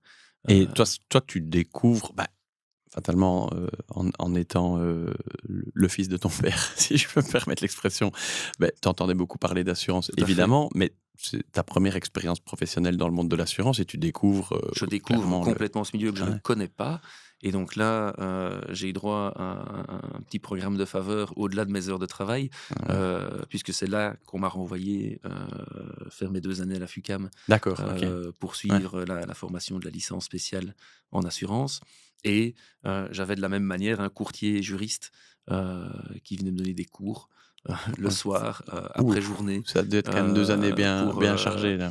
absorber tout ce qui était les notions de base, les conditions générales, Ah, et vraiment génial. faire une formation accélérée euh, pour acquérir les compétences nécessaires à la fonction. Oui. Ok, et donc, cette fonction créée de toutes pièces à l'époque, ça me confirme que tu es là dès la première heure du développement du réseau de distribution, au-delà de l'actionnariat. C'est un peu ces Au-delà de années-là où l'actionnariat, ça va. attention, il y avait déjà une activité Mhm. commerciale qui était exercée Gérer auparavant, mais qui, en polyvalence, comme tu qui était disais, gérée par des. en polyvalence. Et donc Ouais, là, il y avait en effet ouais. Vincent qui était très présent sur les routes Mais déjà à c'est la l'époque. décision de se dire on va un cran plus loin et Tout à cette fait. fois-ci on veut vraiment grandir et ça passe On veut par là. grandir et Ouais. on est très rapidement arrivé en 2012 avec un service de 4 commerciaux. Donc, Comment ça se passe avec ton papa à l'époque? Parce que entre te faire la proposition et puis ça se concrétise et puis vous devenez collègues et puis surtout il est ton boss. je pense qu'on a réussi à garder une certaine distance puisqu'on n'avait pas du tout la même activité. Moi, je m'occupais OK, vraiment de l'activité commerciale avec une équipe, que mon papa gérait plus l'entreprise de manière OK. générale, générait des partenariats externes au niveau justement du statut de souscripteur, entre autres. Et donc, j'ai envie de dire qu'on discutait bien sûr business Mmh. ensemble, mais pas dans des relations qui pouvaient amener du conflit ou autre. On a Ouais, c'est réussi à ça. garder cette distance. C'était On avait bien vraiment chacun défini notre comme domaine de fiche fonction, enfin compétences. entre guillemets, Et ouais. tout à fait. Et Tout à donc fait. évolution, ça je sais, jusqu'à devenir directeur commercial. Donc là, tout à fait, 2015-2016 plus ou OK. moins, je reprends la direction commerciale de l'entreprise, puisque là, il fallait Et ton papa est structurer toujours là à encore. ce Mon papa moment-là? est Ouais, toujours ouais. là, bien sûr. Il va rester jusqu'à ce que tu Euh, deviennes administrateur il va délégué? rester jusqu'à ce que OK, je devienne administrateur d'accord. délégué, tout à fait. Oui, donc c'est encore assez récent, C'est son encore. départ. Enfin, 3-4 ans Moi, j'ai pris mes fonctions officiellement, c'était septembre 21. et ça a été Euh, progressif ou est-ce que le Covid a joué un rôle? Pas du tout? le Non? Covid, à mon sens, n'a pas joué de Non? rôle. Non, je sais pas, hein, Non. je comme j'entends que c'est 21. Non, non, Non, mon père avait émis le souhait d'avoir un agenda progressivement. de fin de carrière qui a été parfaitement Oui, c'est respecté, ça. qui a OK. été progressif et qui s'est fait dans une transition parfaitement maîtrisée et avec au-delà de la transition, de la transmission. Oui, l'accompagnement, L'accompagnement a été fait de progressif, manière. ouais. Et en interne, ça s'est passé comment? Je veux dire avec les équipes, je me doute que la réponse, elle est positive, ça a dû très bien se passer, mais l'air de rien, c'était quand même un challenge pour toi d'être, arrivé, bah, comme le fils, Tout à fait. peut-être pas le fils à papa, mais le fils du patron On en peut le tout cas. penser. Bah, je ne sais pas ce que peut penser quelqu'un. Je veux dire, bon, manifestement, tu avais coté ici, tu habitais là, j'imagine que tu avais d'excellents rapports avec tout le monde. C'était un peu la Tout à famille fait. puisqu'ils étaient quand même tous dans ta maison, hein, Mhm. dans ta maison familiale. Mais malgré tout, c'est un challenge de finir, de passer de, c'est le fils de Thierry Ronveau qui habite à côté, qui a un autre boulot assez sympa, il participe à un événement ou l'autre, à bon, ben, OK, il arrive comme commercial et puis directeur commercial. Et puis en bout de course, ça c'est plus récent, prend les rênes de la société. Tout a toujours, été bien fluide et s'est bien passé? Bah, c'est De des mon point de challenges. vue, oui. Maintenant, je pense que le changement fait toujours un petit peu peur, et Mmh. donc je peux entendre que peut-être certaines personnes m'ont regardé d'un peu plus près à certains moments de mon évolution pour se poser la question, tiens, est-ce qu'il en est capable ou pas? Est-ce qu'il le mérite ou pas? Mais je Plutôt pense sous cet qu'après, angle-là. plus sous cet angle-là, mais je pense qu'après, c'est à moi, et je pense l'avoir fait, de démontrer. Ça a l'air d'aller en tout cas. Je pense que ça se passe pas trop mal, et de démontrer par mon investissement, par ce que j'apporte à la société, C'est quoi ta par patte, mon tu dirais? engagement. Parce que bon, tu as par définition une partie de l'ADN de ton papa. Il y a l'ADN d'Aïdès, ça c'est encore autre chose, mais qui a sans doute Aïdès aussi de l'ADN de vous 2. Mais tu n'as pas tout l'ADN de ton papa, sinon vous seriez les mêmes. C'est quoi, tu dirais, ta patte ou ce que tu sais être, différent comme approche par rapport à ton papa, auquel tu as succédé à la fonction de dirigeant de la compagnie? Ah, c'est toujours compliqué parce que dire que j'ai quelque chose en plus que lui, c'est un petit peu lui retirer De quelque différent chose. en tout cas. Mais de Donc si tu différent, préfères comme ça. je pense qu'on va pouvoir aller euh, sur le côté très commercial, sur le côté très Mmh. humain, très accessible, très ouvert à la discussion, parfois un petit peu moins conflictuel. Mais donc, Il avait peut-être j'ai une cette peut-être capacité de négociation un petit peu à la belge, OK. euh, qui fait qu'on s'est trouvé un compromis. Voilà, je Est-ce serai que plus dans le compromis que dans. est-ce que la gestion est peut-être un peu, c'est le concept à la mode, hein, mais plus horizontale, Tout à fait, management plus tout à horizontal, fait. Et c'est pas, je ne sais pas si lui c'était plus vertical, mais si c'était le cas, c'est presque assez logique. Je veux dire, c'est Je ne une question pense pas de qu'il soit plus génération. vertical. Je ne sais pas si vous parlez de vertical et d'horizontal dans un type de management ici pour ce type de Ouais, transition, puisqu'il faut repartir un petit peu de nouveau dans le temps, retour vers le futur, comme tu le disais. Euh, mais lui a démarré une société où ils étaient 3 personnes. Et ouais, ouais. donc, il a toujours eu cette maîtrise totale sur l'ensemble des sujets, toujours eu ce besoin d'avoir une vue sur l'ensemble des choses. Et donc, ça crée peut-être par définition quelque chose d'un peu plus vertical. Ici, Ouais. aujourd'hui, on essaye, vu les développements qu'on est en train de réaliser, vu les évolutions qu'on connaît, vu les croissances qu'on connaît, ben, on essaye en effet d'être beaucoup plus horizontal, Mhm. puisqu'une personne seule ne pourrait pas gérer ce type d'entreprise, gérer ce type Non, de non. Et puis responsabilité. Et aujourd'hui, est-ce que donc, c'est encore vraiment possible? je Enfin, ne pense pas. c'est- Le mot de la délégation en tout cas, doit. pas euh, sans dommages collatéraux. Je veux dire, tu peux pas ne pas avoir du tout de turnover dans une boîte et en mhm, même temps être tout hyper à fait. dirigiste. Maintenant, il avait aussi ce côté horizontal, à tout le moins dans la conception même de la Bien boîte, sûr, avec les bien courtiers. Je sûr. veux dire, ça, c'est purement. Attention, quand on dit qu'il était plus vertical Mais que je, moi, il était tout à fait horizontal aussi. ouais, Donc, on ouais, va ouais, pas oui, tomber c'est dans ça. l'extrême, dire qu'il y en Ouais. a un qui est Non, non, complètement non, non, dirigiste et mais l'autre pas. Mais c'est aussi un c'est la passage différence entre d'une nous deux, peut-être. génération à une autre. Et puis, Ouais, ouais, ouais, il a quand même baigné dans un tout à autre fait. environnement. Les années 80, c'est Et quand même pas je le. ne vais pas cacher, heu, je raconte encore une anecdote parce que c'est des moments que moi j'ai vus et je ne sais pas si c'est volontaire ou pas que ça se reproduise, mais quand mon père a créé l'entreprise, mon grand-père était toujours, vivant et mon grand-père, un de ses plaisirs après sa pension, c'est de passer parfois prendre un café au bureau et donc mon grand-père passait prendre un café et discuter avec mon père.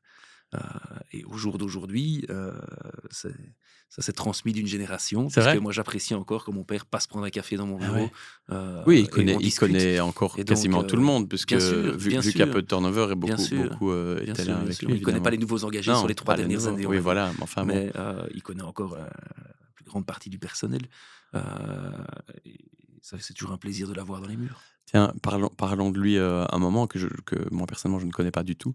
Hem Est-ce que, c'est comme je crois le comprendre, un passionné, si pas de sport, en tout cas de montagne? Mmh. J'ai vu un peu et je m'en souviens d'ailleurs, de l'époque, les buts du Mont Blanc, qui étaient donc, ça l'aspect local de ce du sport de montagne, je vais dire, puisque c'était gravir l'équivalent, tu me reprends, comme tu l'as fait plusieurs fois et tu as fort bien fait ici, En gravir équipe, hein. l'équivalent en équipe du Mont Blanc, mais en montant une quarantaine de fois la citadelle, 48, hein. 48 fois la citadelle.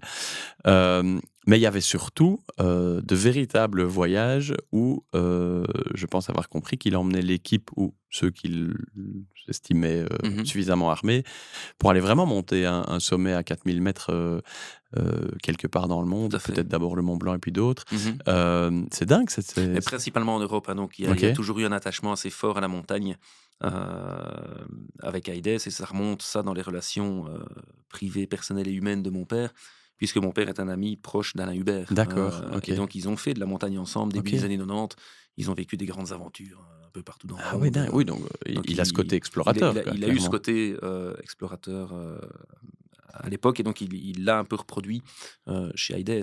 Toi, a priori, Heu les vacances, c'était pas, la Côte d'Azur, couché sur la plage, pendant la semaine? Ça pouvait être fort Ça peut changeant, et pas c'était quand même spécifiquement. possible? Oui, OK, c'était quand ça même va. possible. Il avait quand même C'était besoin possible. de se poser aussi.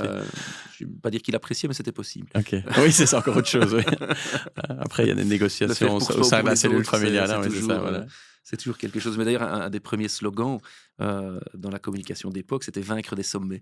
Heu Ah ouais. et donc ça, c'était un des leitmotifs qui était repris sur certains documents de la société. Ah génial. «Vaincre des sommets», les premiers logos, c'était un logo de montagne, Ah oui, oui, c'est juste, oui, je vois. Oui, si tout tu à fait. reviens dans la Ouais, ouais, littérature de l'époque, ouais, tout à fait. c'était des Oui, logos avec des dans les montagnes documents que j'ai derrière. retrouvés dans mes vieux dossiers, Mmh. puisque je suis avocat depuis 20 ans, donc je suis suffisamment loin que pour pouvoir retrouver ça. Oui, je vois ce logo, carré avec une montagne Tout à dedans, tout fait, à fait, ouais. tout à fait, tout à fait et donc il y a eu une tradition, d'emmener, aussi bien les membres du personnel que les courtiers, Mmh mh. en montagne et donc il y a eu, pas mal de voyages qui ont été organisés. On est encore d'ailleurs parfaitement équipé ici pour une vingtaine de personnes, en termes de chaussures, de sacs à dos, de À Caen crampons, alors? À Caen? quand on veut. Ouais. Ça, Tu l'as dans on un coin de la peut. tête? Je l'ai dans un coin de la tête, mais malheureusement, vu la taille prise par la société aujourd'hui, ce n'est plus Ouais, possible d'emmener ouais. l'ensemble des personnes, mais on peut très Bah, bien si tu veux, se prévoir un petit quelque tu chose. proposes un nouveau challenge et tu Euh, dis que avec toi, c'est pas comme avec ton papa, c'est pas 4000, c'est 8000 et tu vas faire une petite sélection, à mon ouais, avis. non, tout à Vous ne fait. partirez pas à Mais 60. la montagne est un lieu exceptionnel pour découvrir la personnalité des gens. Ouais, ouais, ça je crois, hein. Ce Parce type que de voyage, ça doit être, il y a d'une part le voyage, il y a surtout l'effort. Oui, c'est ça, je voulais C'est dire, oui, c'est tout à dans fait. l'effort Ouais, bien que, sûr. dans la douleur parfois, qu'on voit se révéler certains caractères, qu'on voit se révéler certains traits de personnalité, Ouais, la qu'on voit les mentalité, gens qui peuvent se évidemment. surpasser. Dans certains moments, moi j'ai vécu des grands moments en montagne. euh, Et puis ça crée entre les personnes, Tout à fait. quelque chose qui est Une tellement plus fort solidarité, tout que à ce que fait. tu peux trouver Moi, dans un contexte, je vais pas donner de nom, mais il se reconnaîtra s'il nous écoute un jour. On avait été faire l'ascension du mont Toubkal au Maroc, OK. heu, qui est le sommet d'Afrique du Nord, un peu plus de 4000 et j'avais un courtier qui était, relativement en difficulté et la toute relation de politesse et de commercial sont disparues, hein. Quand on est dans la difficulté de la montagne, Ouais. il y a plus que Ah ouais, l'effort et la douleur, hein. d'accord, ouais. Et donc, à un moment, je me suis un petit peu énervé sur lui et je lui dis: «Écoute, maintenant tu regardes mes fesses et tu décroches plus». Ça a marché manifestement. Ça a marché et quand j'ai vu son visage arriver, au sommet de cette montagne, c'était magique. Eh ben, c'est C'était plus la même relation. ah non, Enfin, non, tout à fait, elle était, j'imagine, tout à pour fait, qu'il soit là, c'est que c'était déjà bien, mais tout à fait. Non, c'était, très chouette. bon, ben, je souhaite à toi, Ides, que ça revienne à l'ordre du Donc, jour, et je souhaite aussi que vous invitiez des extérieurs. Mais ça, écoute, c'est par égoïsme que je dis on ça et par a intérêt plutôt. nos apiculteurs se sont vus chargés d'une mission maintenant. Il y a une première proposition de projet qui s'est mise en route, puisqu'on veut continuer cette culture de l'effort, continuer cette culture de l'échange, du partage. Euh, Malheureusement, montagne, comme je dis, ça va devenir un peu compliqué vu le nombre de personnes, mais on doit commencer prochainement la première étape de la Transardennaise qu'on aimerait bien faire sur plusieurs week-ends Génial. avec les membres de l'équipe AIDS. Euh, et donc Bon, là, c'est un projet commun qu'on va mettre en place, mais c'est quelques centaines de kilomètres à réaliser euh, localement en Belgique et durablement, mais c'est sans déplacement bon, en ben, avion ou autre. j'ai fait plusieurs fois le trail, Aides ici sur la citadelle. Si ça se confirme et qu'il y a des extérieurs, des wildcards pour les extérieurs, je suis candidat. Oui, Parfait. non, j'adore, c'est vraiment incroyable, et c'est évidemment unique, ce type de démarche, quand on se balade ici un peu dans les locaux, on voit des photos souvenirs de quelques-unes de ces expéditions, bah, qui ont sans doute marqué les esprits, c'est clair. Dans l'ADN et le fonctionnement d'AIDES, il y a justement, cette démarche, à nouveau, c'est un peu précurseur parce qu'on parle de RSE, de responsabilité, sociale ou sociétale des entreprises, de manière beaucoup plus, forte ces dernières années, autant pour les enjeux, environnementaux que les enjeux sociaux. Bah, chez Aides, à nouveau, c'est pas une nouveauté. On n'a pas attendu de subir presque une espèce de pression à la RSE pour Mhm. s'investir. Moi, quand je regarde par la fenêtre, je le fais d'ailleurs, je vois pas tout à fait d'ici, mais je l'ai vu il y a quelques minutes avant d'entrer. Je vois un poulailler, je vois un potager. Je sais qu'il y a des projets humanitaires, auxquels, Aides est encore lié. C'est magnifique tout ça. Tu m'en dis un mot? Et je pense qu'on, oui, les enjeux de durabilité, les enjeux sociaux sont des enjeux qui sont extrêmement importants. On a la chance d'évoluer dans un milieu économiquement qui se porte bien. On ne peut pas Mmh. dire le contraire. Euh, Et sur cet axe-là, on agit sur 3 niveaux. Il y a un premier niveau qui va être le niveau interne, d'AIDES, Mmh. un second niveau qui va être un niveau sur lequel on va agir en collaboration avec nos partenaires et un troisième niveau qui est le niveau sur lequel on décide d'agir nous-mêmes, heu, de manière plus discrète. On en parle un petit peu sur notre site, mais vis-à-vis d'amis à nous qui Mmh. gravitent autour de la société. Heu, Si je prends le niveau interne, bah, tu viens d'en parler un petit peu, heu, si vous venez sur le site ici, bah, c'est un milieu qui est très vert. On a en Mmh. effet un grand potager, un grand poulailler, heu et un confort qui est assez sympa pour les gens de l'interne, et qui est, on essaye en tout cas, le plus respectueux Mmh. possible, dans l'environnement dans lequel on évolue. Si on parle de la collaboration avec nos partenaires, je peux penser, hem, à des actions très concrètes et puis des actions tout aussi concrètes, mais parfois très comiques. Je peux t'en citer deux. Il y en a une au travers de laquelle, en fonction de la production, on plantait des arbres. Et donc, on s'est associé à la Société royale forestière belge. Mhm. Et grâce à nos courtiers et à ce que nous avons fait avec eux, on a planté 10 000 arbres. Ah, wow. Donc là, on a financé la replantation de 10 000 arbres. Euh, Ça, c'est le côté très sérieux de la chose. Un côté tout aussi sérieux pour éviter du gaspillage alimentaire. Je vais citer le nom de quelqu'un dont on parle beaucoup sur le monde géopolitique aujourd'hui, Monsieur Poutine, a en son temps. Ça, je ne l'avais pas mis dans mes notes, je ne m'attendais pas. Non, je m'y attendais pas. Voilà, là, j'essaye de te surprendre quand même un petit peu. Monsieur Poutine avait créé un embargo Mhm. sur certains produits belges.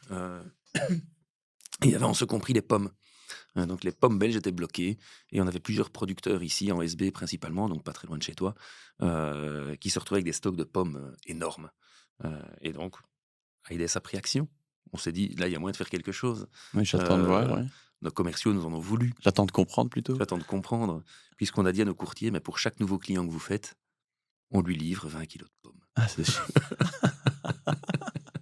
Et donc, moi, je me souviens même avec ma voiture, à l'époque, j'avais une Passat Break. Enfin, c'est incroyable. Je repassais tous les matins ici à la compagnie, chargé des kilos et des kilos et des kilos de pommes que j'allais livrer, soit chez les courtiers, soit chez le client. Mais quel. Et donc, on a fait une campagne de com sur sauver un petit peu nos producteurs de pommes. Et on avait acheté, je n'ai plus les quantités en tête, mais c'était en tonnes de pommes. En tonnes, oui, mais enfin, à nouveau, c'est que du positif, puisque c'est que du positif. Évidemment l'action elle-même qui est de venir en aide à ces producteurs. C'est hyper sympa pour le courtier de pouvoir avoir cette démarche vis-à-vis de son assuré en disant écoutez, vous aurez un petit bonus. J'espère que vous aimez la compote en fer ou manger des pommes, mais et Jacques Chirac peut-être, dont c'était le slogan à l'époque, enfin pas à l'époque de l'opération, mais un peu avant. Mais c'est que du positif à tous les niveaux, à tous les échelons, et ça permet à nouveau, sans que du tout ça ne puisse être perçu comme une communication un peu calculée, etc. Ben non, c'est une top opération, donc c'est génial de la partager. Et on n'a pas sauvé un producteur de pommes en faisant ça. Non, mais on n'a pas sauvé la situation, mais je pense, si ça a permis à quelques personnes de prendre conscience d'un problème et d'essayer de chacun à notre niveau d'y participer, je pense que le défi a été réussi. Non, j'adore. Mais ça, c'est clairement... parce que quand on parle d'innovation ou on parlait d'agitateur, de créativité, d'idées... On a parfois tendance à voir le digital, notamment aujourd'hui. Innovation égale digital. Mais aller acheter un stock de pommes pour le distribuer aux assurés en félicitant au passage, en récompensant au passage les courtiers, c'est évidemment de l'innovation. Mais ça, il faut être capable d'aller chercher ce genre d'idées. Donc, il faut avoir l'esprit alerte, créatif, positif. Et je sens bien que chez Aides, à ce niveau-là, vous n'avez pas fini de nous surprendre. Et puis, il y a d'autres actions qu'on essaye de mener pour amener du soutien tant local qu'un peu plus loin. Donc, on soutient de manière forte depuis longtemps un hôpital mobile au Népal qui s'occupe principalement de tout ce qui est chirurgie orthopédique. Mmh. Pour aller réparer un petit peu les mains, les pieds, les jambes des personnes qui n'ont pas accès aux soins dans les contrées les plus reculées du Népal. Donc là, c'est une association qu'on soutient très fort.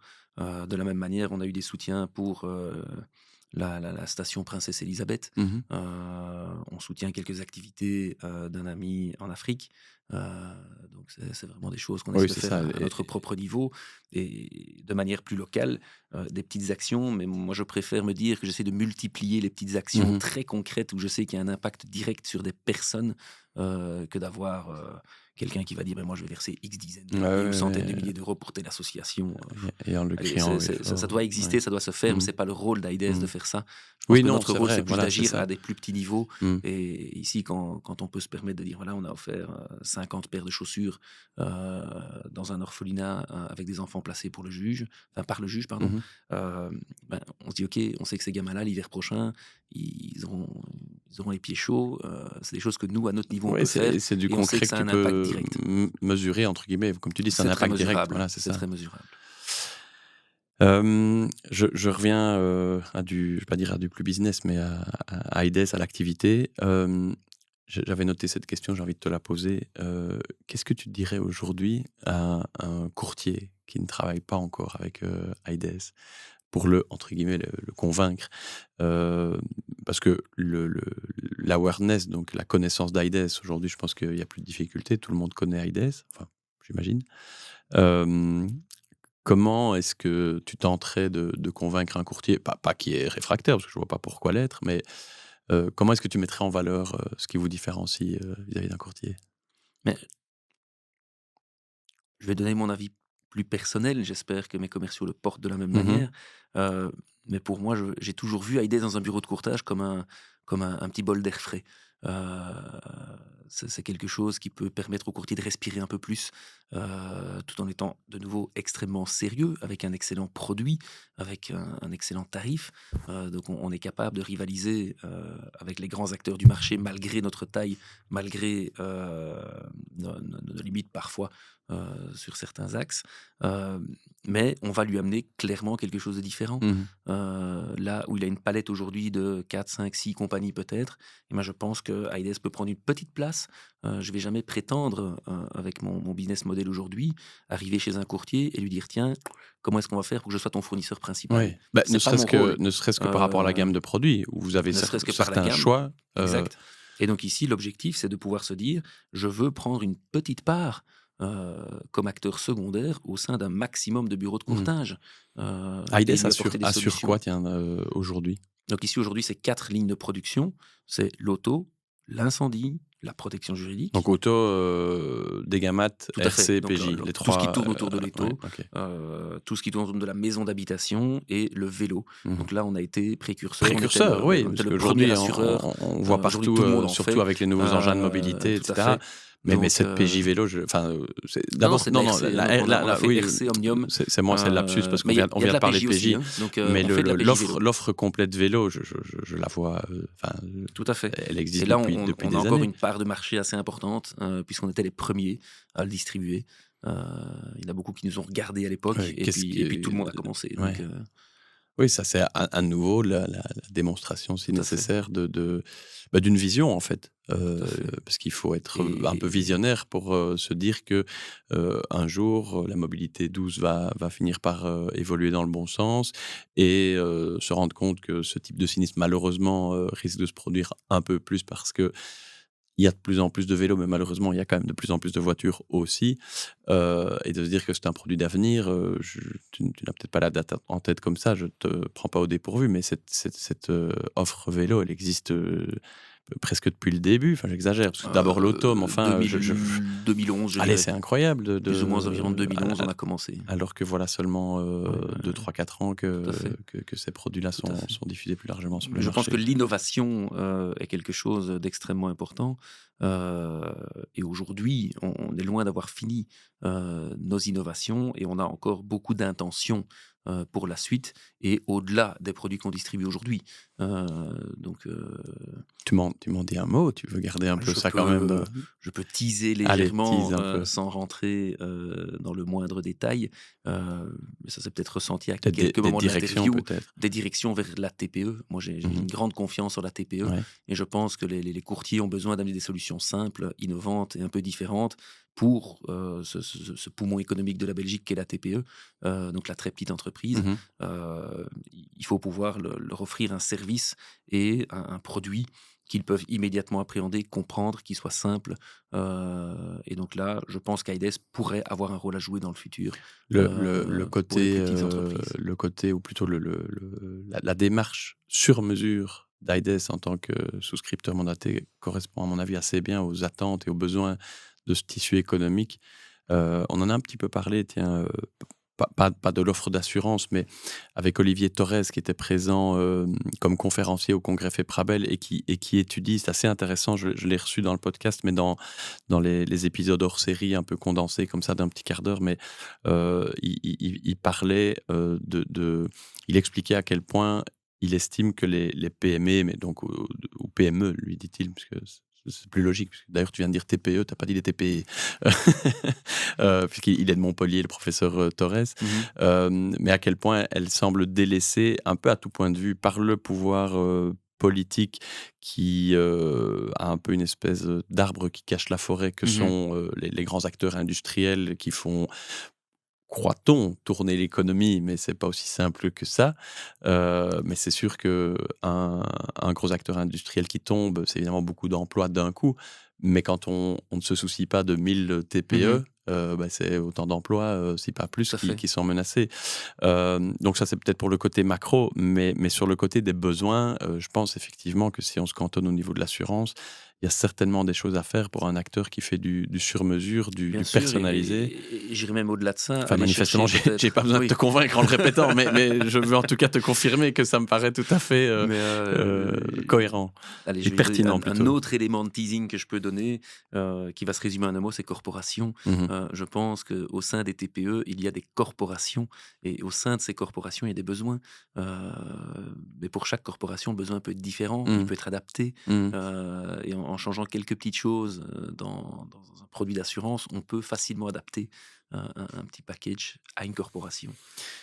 Je vais pas te relancer avec une question supplémentaire parce que tu vas devoir aller au-delà du teasing et c'est pas l'idée et tu vas me demander de couper au montage. Donc je nous laisse sur ce teasing et je me réjouis peut-être de te recevoir dans un autre épisode dans quelques mois, quelques années pour Avec faire plaisir. le bilan de ces nouvelles initiatives. Parce qu'on va quand même tout doucement aller vers la clôture de cet épisode, mais je veux quand même permettre à ceux qui nous écoutent de continuer à découvrir un peu personnellement. Quand tu ne diriges pas une compagnie d'assurance, quand tu ne gères pas, enfin, souscripteur, je ne vais pas chaque fois me corriger, on se comprend. Quand tu ne diriges pas IDES, qu'est-ce que tu fais, toi, François? Je sais que tu aimes voir du monde, tu aimes faire du sport, tu aimes ta famille. C'est quoi les activités hors boulot et c'est quoi le work-life balance de François Ronvaux? Mais j'ai envie de dire, je suis encore, comme je dis dès le départ, un heureux papa de 3 garçons, Mmh. Oui, qui ont rien que ça, évidemment. respectivement 8, 12 et 14 ans. Mmh. Euh, donc c'est prenant. Mmh. Il y a une série d'activités qu'il faut assumer, il faut véhiculer, il faut y assister. Et je le fais non pas comme une contrainte, mais je le fais avec le plus grand des plaisirs. Parce que C'est ce que je dis aussi, et tu sais que je suis papa de 4 des moments de enfants, partage. Donc, mais ça n'empêche pas qu'à certains moments, c'est quand même un tout Tout à petit peu fait. vécu comme une Tout à contrainte, fait. hein. Il faut quand même être honnête, François. Voilà. Donc il y a bien sûr le côté métro boulot dodo, et puis on a un cercle d'amis assez développé qu'on aime rencontrer, avec qui on aime partager, Ouais. une certaine vision épicurienne aussi de la vie. Notamment Donc là, avec tes 2 cousins qui brassent une bonne bière. Pas notamment que. avec mes 2 cousins qui embrassent une bonne bière, mais pas que. Puisqu'il y a l'aspect un petit peu, on essaye d'essayer d'introduire un petit peu de sport. Je ne suis pas Mmh. le plus grand sportif, je devrais en faire beaucoup plus. J'essaye d'avoir une activité sportive Mmh. régulière, sans pratiquer un sport en particulier de Ouais. manière régulière, mis à part le tennis, on en parlait. Mmh. Où là aussi, je suis avec mes cousins, entre autres. C'est vrai? Ouais, donc on Ah, a une voilà. équipe familiale. D'accord. Ouh là C'est là, le côté famille avec mon frère et mes cousins. sympa. Ici, on vient de rentrer dans la saison. Donc, la vie en dehors d'Aïdès est clairement composée de moments famille, amis, épicurie, un peu de Et tu sport. arrives à trouver un bon équilibre à ce niveau-là? Je veux dire, je disais work-life balance, donc ton équilibre entre... Tu arrives malgré tes responsabilités, parce qu'on n'a pas trop parlé de ton quotidien professionnel et de ce que c'est. Aujourd'hui, on s'est peut-être focalisé sur le côté équipe, mais c'est aussi, je m'en rends compte, enfin j'imagine, beaucoup de réunions avec les responsables de compagnie, avec certains départements, avec les fédérations, avec malgré tout toute cette question de réglementation qu'on a gardée sur le côté, on va la laisser là, mais malgré tout, c'est quand même beaucoup de travail. Tu arrives à ne pas trop le ramener à la maison, ce travail? Je pense qu'il m'a fallu un certain temps pour ne plus le ramener à la maison, mais je pense Après, je pouvoir dis dire pas que aujourd'hui... n'est vertueux que celui qui ne ramène pas de Tout à travail, fait. hein. Moi, Mais, j'assume un côté assez perméable parce que j'aime bien ça, j'aime bien mon métier, j'aime bien mes projets. Et je pense que depuis le Covid, on a quand même tous eu un petit quelque chose qui a changé. Donc, on est capable de switcher de l'un à l'autre tout en préservant des moments donc de vie familiale notamment et autres. Mais voilà, Ici, ça reste un danger j'ai simplement essayé de fixer, je me suis fixé quelques règles que j'arrive à respecter. Il y a bien sûr toute une partie du job qui comprend des déplacements au Luxembourg, en Mmh. France, en Flandre, où là, bah, parfois je pars 1, 2, 3 jours. Ça m'arrive et là, bah, c'est non-stop, boulot, boulot. Il y a bien sûr toute la partie commerciale auquel je participe, enfin à laquelle je participe également encore, où c'est des soirées parfois qui sont bloquées ou parfois une activité de week-end. Donc il est clair que ça va bien au-delà d'un horaire classique Ouais. de travail. Et à côté de ça, bah, il y a bien sûr une charge de travail importante qui est faite quotidiennement dans les murs ici, au niveau de la compagnie. Euh, mais les règles que j'ai fixées et que j'arrive maintenant à respecter, c'est de me dire, si je n'ai pas une activité de soirée, si je n'ai pas une activité de week-end ou que je ne suis pas en déplacement professionnel, là, je sais qu'à 19 heures maximum, je ne regarde plus mes mails. Ah ouais, Et c'est donc bien. là, j'essaye d'avoir cette discipline de ne plus ouvrir un mail après 19 heures. De la même manière, si j'ai un week-end où je peux me permettre de ne pas travailler du tout, mais là, il est clair que je vais Bah mettre en oui, ouais. sécurité l'ensemble de mes outils et je vais m'arrêter pendant les 48 heures complètes du Mmh. week-end. Et ça permet de créer des breaks, ça permet d'avoir des activités Oui, et on dont sait on très bien que s'il profite y avait une véritable pleinement. urgence, tu es évidemment quand même joignable, tu es Il pas reste un hein, bon, GSM, tu pas mais ça, on peut également le citer, et ça, c'est quelque chose qu'on a appliqué pour l'ensemble des collaborateurs dans la société. Je n'ai au plus aucun membre du personnel chez Aides qui a accès à ses mails sur son téléphone. ah bon? Donc ça, c'est quelque chose qu'on a supprimé. D'accord. Les sales, pour les cas d'urgence où la personne qui me le demande peut disposer d'une tablette. Mais à ce moment-là, c'est une tablette qui n'est que professionnelle. Il est obligé, il ne la sortira que s'il y a un besoin professionnel, mais il n'a pas accès à d'autres choses que le professionnel sur sa tablette. Euh, Ah ouais, dingue. mais donc là, Ah dingue, là c'est un confort. Il a fallu que je le vive pour m'en rendre compte. Je ne pensais pas que ça allait avoir un tel impact, mais je suis vraiment aujourd'hui heureux et content d'avoir pris cette décision. mais attends, moi Euh, je veux comprendre concrètement, la partie, je vais pas dire technique, mais donc pour lire ces mails, il mhm. faut être soit fatalement devant son PC ici, mais ils ont des laptops quand même? Ils peuvent avoir le laptop à la Ouais, maison, bien OK, sûr, mais c'est vraiment mais sur le GSM, sur le GSM, qui est la l'outil, messagerie la messagerie IDES IDES n'est n'est pas pas disponible. configurée, n'est pas Non, non, disponible. non, elle ne peut OK, plus l'être. Donc ça, mais c'est c'est une règle qui est globale à la société, parce que si on doit aller consulter quelque chose sur son laptop, on doit faire la oui, démarche c'est d'aller dans ça, il son faut se bureau, de l'ouvrir, connecter, se connecter. l'ouvrir, ouais, Donc là, OK, c'est qu'il y a vraiment quelque chose à d'accord. faire. Par contre, le fait d'avoir ce réflexe, d'avoir toujours ce téléphone Ouais, en ouais poche et qui on vibre, n'arrête pas, on le regarde et puis on voit un notif, mail qui passe, on regarde un notif, machin, ça, oui et on a puis décidé ça, de libérer les gens quand par tout rapport le à ça. monde, je veux dire, quand les membres de l'équipe, savent tous que les autres ont leur messagerie sur le smartphone, on trouve toujours un niveau d'urgence qui justifie d'envoyer un petit mail en disant: «Dis, je sais bien qu'on est samedi matin, mais tu saurais me renvoyer le Mhm. dossier de machin?» et cetera et donc ici, la règle, elle est Tout à fait, claire et du tout coup, à bah, le fait. week-end, on ne se contacte pas, c'est comme ça. Ou s'il y a vraiment une urgence, S'il y a une urgence, après il y a un des GSM. vraies Tout urgences, à le fait. week-end, il y a pas beaucoup, hein. C'est exact.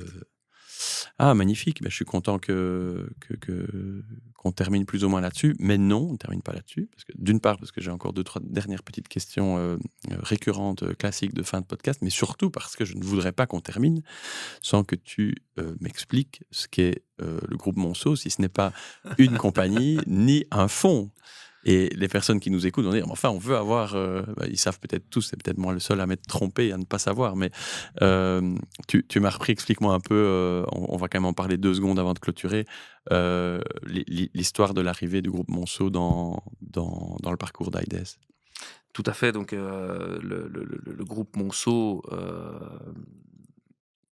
est un groupe, c'est une mutuelle. Donc, Mutuelle, pour d'accord, déjà répondre voilà, à tout le OK. monde, Ouais, Monceau est une mutuelle. d'accord. C'est un ensemble de mutuelles françaises. Monceau est un groupe qui pèse quand même un petit peu sur le marché. Je vais quand même reprendre mon petit copion Ah pour oui, être sûr c'est de ne bien. pas Dis pas de raconter bêtises, hein. de bêtises. Mais si je dois prendre la définition qu'il s'octroie, c'est un ensemble mutualiste de sociétés d'assurance. Et je pouvais déjà essayer, hein. Donc ça, il fallait le trouver. Je pensais que dans tes recherches, tu le Oui, oui, trouverais, vu non, que j'ai manifestement pas été assez, exhaustif. Je me suis focalisé c'est leur sur Aides.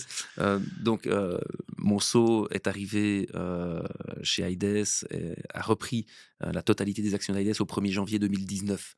Oui, c'est encore assez récent, Donc ça donc. fait un peu plus de 5 ans maintenant.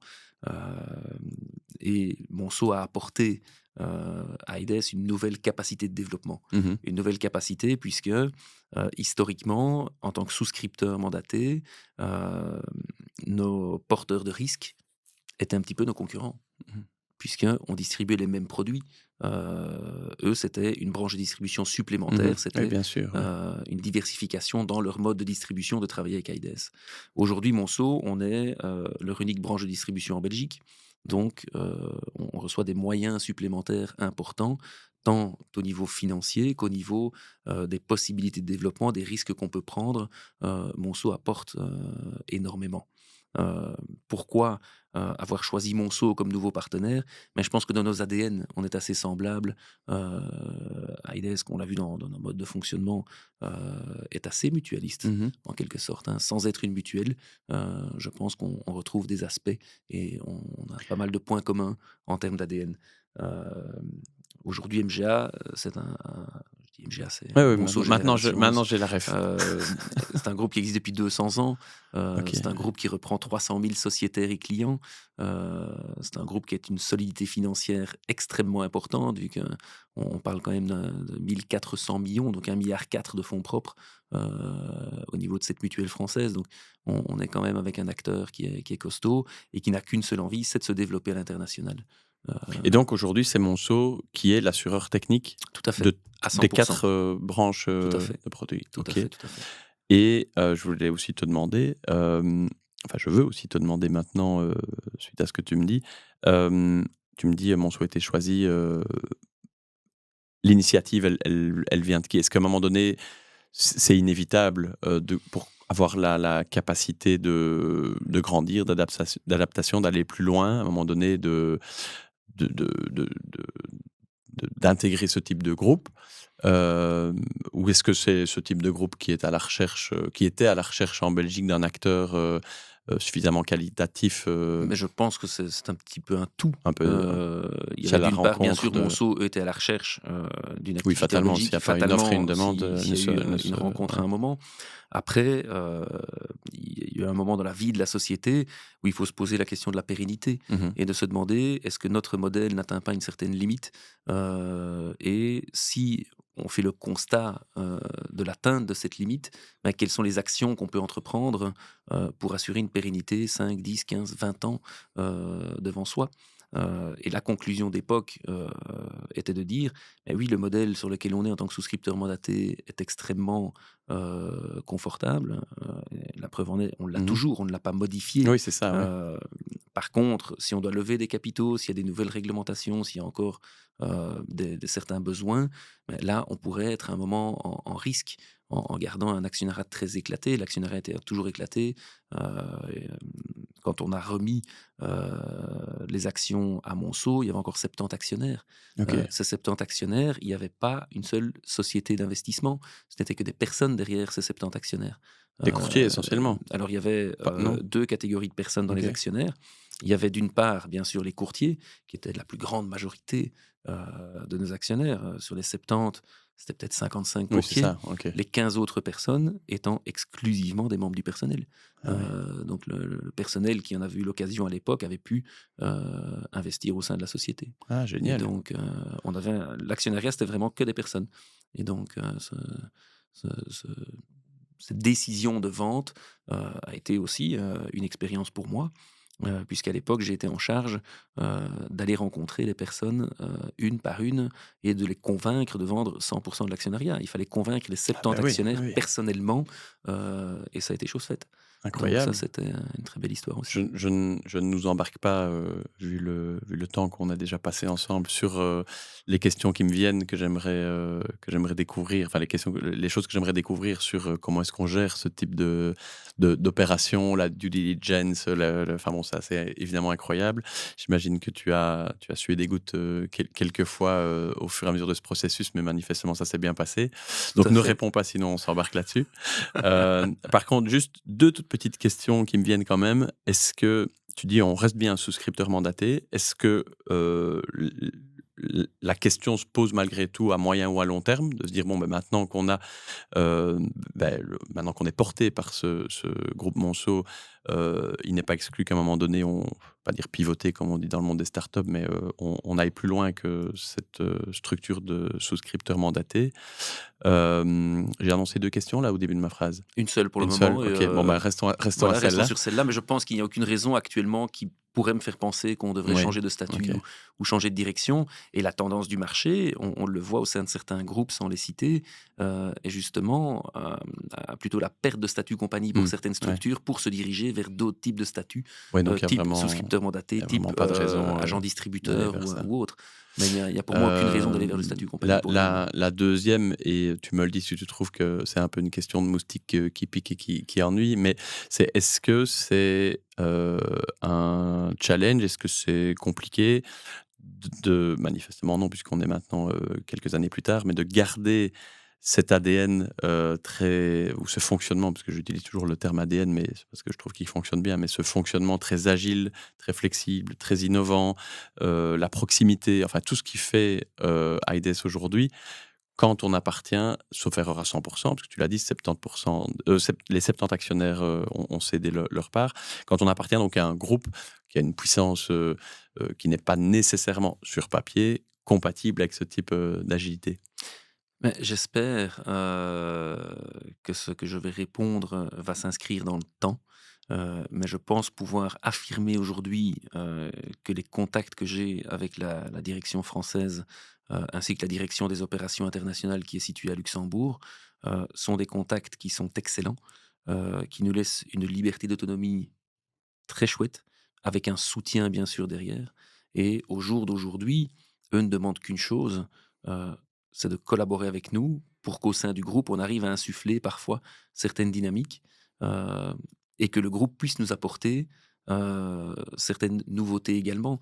Et donc je pense qu'on est en train de trouver énormément de richesse dans l'échange que nous avons avec les différentes entités du groupe au sein des différentes branches d'activité. Nous, on peut leur apporter peut-être un petit peu de notre J'allais dire, esprit. ce dont je suis sûr, c'est qu'ils peuvent en dire autant. Mais par contre, eux peuvent nous apporter énormément également. On a énoncé tout à l'heure le mot corporation. Mhm. On a dit qu'on n'entamait Voilà, pas un mais nouveau sujet. tu vas un peu plus loin dans le Mais teasing, du coup, parce que... non, c'est pas dans le teasing, mais là, c'est simplement la raison pour laquelle on est mieux armé pour le faire. C'est qu'au sein de ce regroupement de mutuelles, de ce regroupement de sociétés d'assurance dans le groupe, il y a déjà des corporations. Oui, mais c'est ça que je voulais dire donc, quand je dis tu vas plus loin, c'est que c'est-à-dire peut-être que celui qui est fort curieux peut aller jeter un coup d'œil à ce qui se fait peut-être, Voilà, pour voir un peu ce qui peut être inspirant. Mais il y a des choses très inspirantes qui se font chez eux en termes de produits. Magnifique. Donc c'est la réponse à la question, c'est que non seulement j'aime bien te paraphraser comme tu vois. Non seulement c'est que je n'ai pas été assez précis. Non, au contraire, c'est que ça me parle. Non seulement l'agitateur d'assurance IDES est préservé avec son ADN, mais il a même des perspectives de développement permises grâce au groupe. L'agitateur, le moustique qui pique, qui gratte, je pense, continuera sa mission tout du long. L'innovateur n'aura de cesse de créer, d'essayer en tout cas de créer, de changer les choses et d'innover clairement dans notre secteur. Et je pense que le tout, avec les différents éléments de teasing qu'on vient de donner, on va pouvoir tendre vers un modèle de facilitateur aussi. Solutionneur, on l'est déjà solutionneur, mais faciliter encore la vie du courtier, faciliter la vie de certaines catégories. Toujours plus. Toujours plus. Et donc là, c'est un peu le chemin qu'on aimerait. L'agitateur qui est devenu innovateur, qui devient facilitateur, je pense que ça peut être un bon leitmotiv pour la suite. Je vais garder cet excellent mot de conclusion pour faire en sorte que ce qui est déjà, je peux te l'affirmer, le record de durée du podcast soit un record qui ne tienne pas trop longtemps et que le challenge soit ouvert pour un prochain invité. Mais je vais quand même te poser les 2-3 dernières questions classiques de fin de podcast.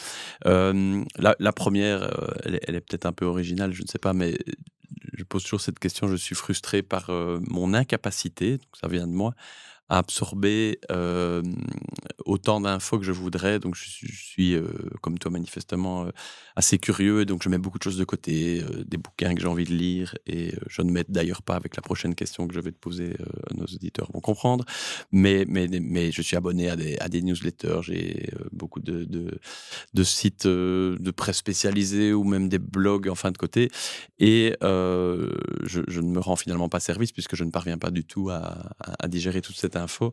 Mais il faut quand même se tenir informé sur toute une série de sujets. Il faut continuer à apprendre. Surtout quand moi comme toi, on a beaucoup de sujets justement, beaucoup de projets en parallèle. Est-ce que, je te dis, je pose toujours cette question, tu aurais des secrets, des tuyaux, des conseils? Comment est-ce que tu fais toi de ton côté pour continuer à te nourrir d'informations et à apprendre? Alors, je suis quelqu'un qui va être très gourmand en termes de presse spécialisée, Mmh. qui va être très gourmand en termes d'information, où là, je passe un temps certain quotidiennement à m'informer tout simplement sur différents sujets. Et Et on est... je suis embêtant à être pragmatique, mais tu t'imposes ta revue de presse au petit déjeuner ou il y a un moment de pause que tu t'imposes? Parce que je me demande si je ne devrais pas finir par arriver à ça pour y arriver. Parce que j'arrive en fin de journée et je me dis, ah, j'ai toujours pas fait. Je me dis, bah, je Là, ferai ça samedi malheureusement, matin. Et alors, je me retrouve avec une pile avec tout tous à les fait. échos, par exemple, ou autre.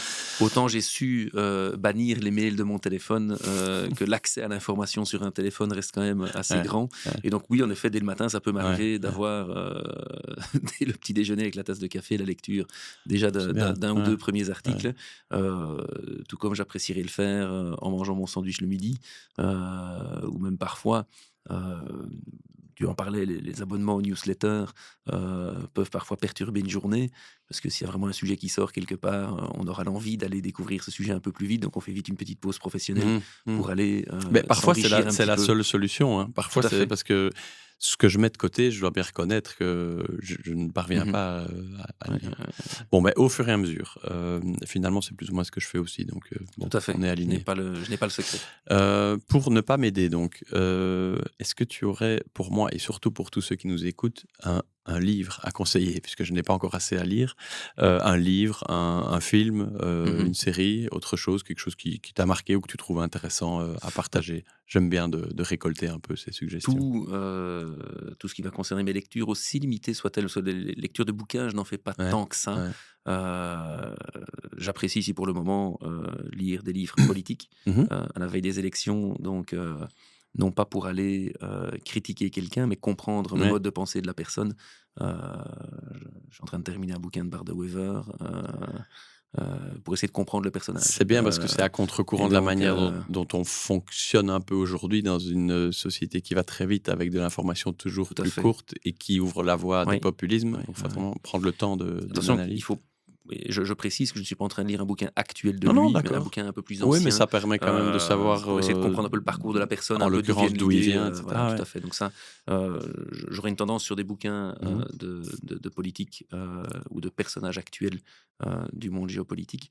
Et puis j'ai un faible pour tout ce qui va concerner les deux guerres mondiales. Donc Ah ouais. je suis...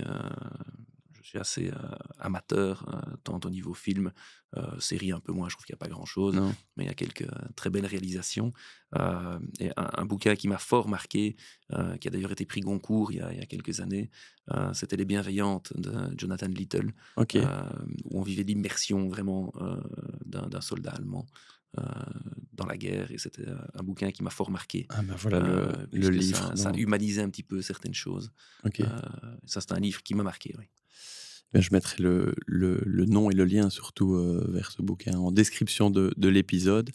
Et je vais pouvoir te poser enfin la dernière question et te libérer parce que ce que je ne vous ai pas dit, c'est que François a accepté l'interview alors qu'il est quand même un petit peu malade, aujourd'hui. Ceux qui me connaissent Heu le sauront à ma voix. Voilà, ils reconnaîtront la voix peut-être un peu différente, donc merci d'autant plus à François d'avoir accepté ce très court entretien de 2 petites heures.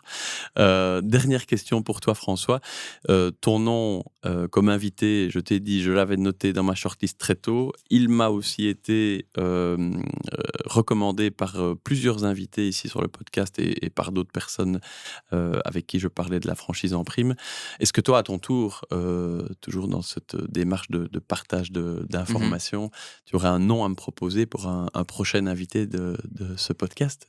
Mais écoute, pour avoir écouté tes différents podcasts déjà en ligne, euh, que j'ai eu beaucoup de plaisir à écouter d'ailleurs et qui m'a fait un peu découvrir le concept du podcast, que je vais commencer peut-être à dévorer. C'est peut-être Ah, une de mes tu nouvelles vois? sources Ah, d'informations. ça a en tout cas un côté pratique. Tout à On fait. parlait de difficultés à consommer Euh, l'info en voiture. J'avais cru comprendre dans ceux que j'ai écoutés que tu posais cette question, donc j'ai préparé un petit peu ma Ah, réponse. magnifique. Et ma réponse n'est pas un nom, mais plutôt un concept. Je pense qu'il se passe énormément de choses au nord du pays en assurance, et ce que je peux m'engager à faire avec toi si tu le désires, c'est t'introduire auprès d'un ou l'autre acteur plus important sur le marché flamand, qui sera bien sûr, qui viendra avec plaisir parler en français. Oui, parce que Mais malheureusement, ça ne fait pas partie de j'ai mes quelques, qualités.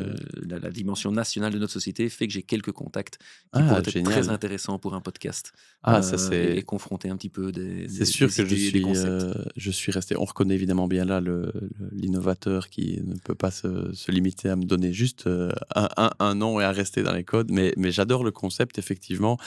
On va être un peu dans le concept de vue de Flandre, hein, dans la petite rubrique Parfaitement. du JT. Et je connais pas du tout, moi, effectivement, les particularités de la partie flamande du monde de l'assurance. Donc, je suis hyper preneur. On verra un peu ce que ça va donner. Avec plaisir, On on le fixe. discutera ça ensemble pour mettre ça au point. François, un tout grand merci. Merci pour l'accueil, merci pour le studio, merci pour l'échange, merci pour le partage. C'était vraiment un excellent moment et j'en suis sûr, un excellent épisode. Merci à toi.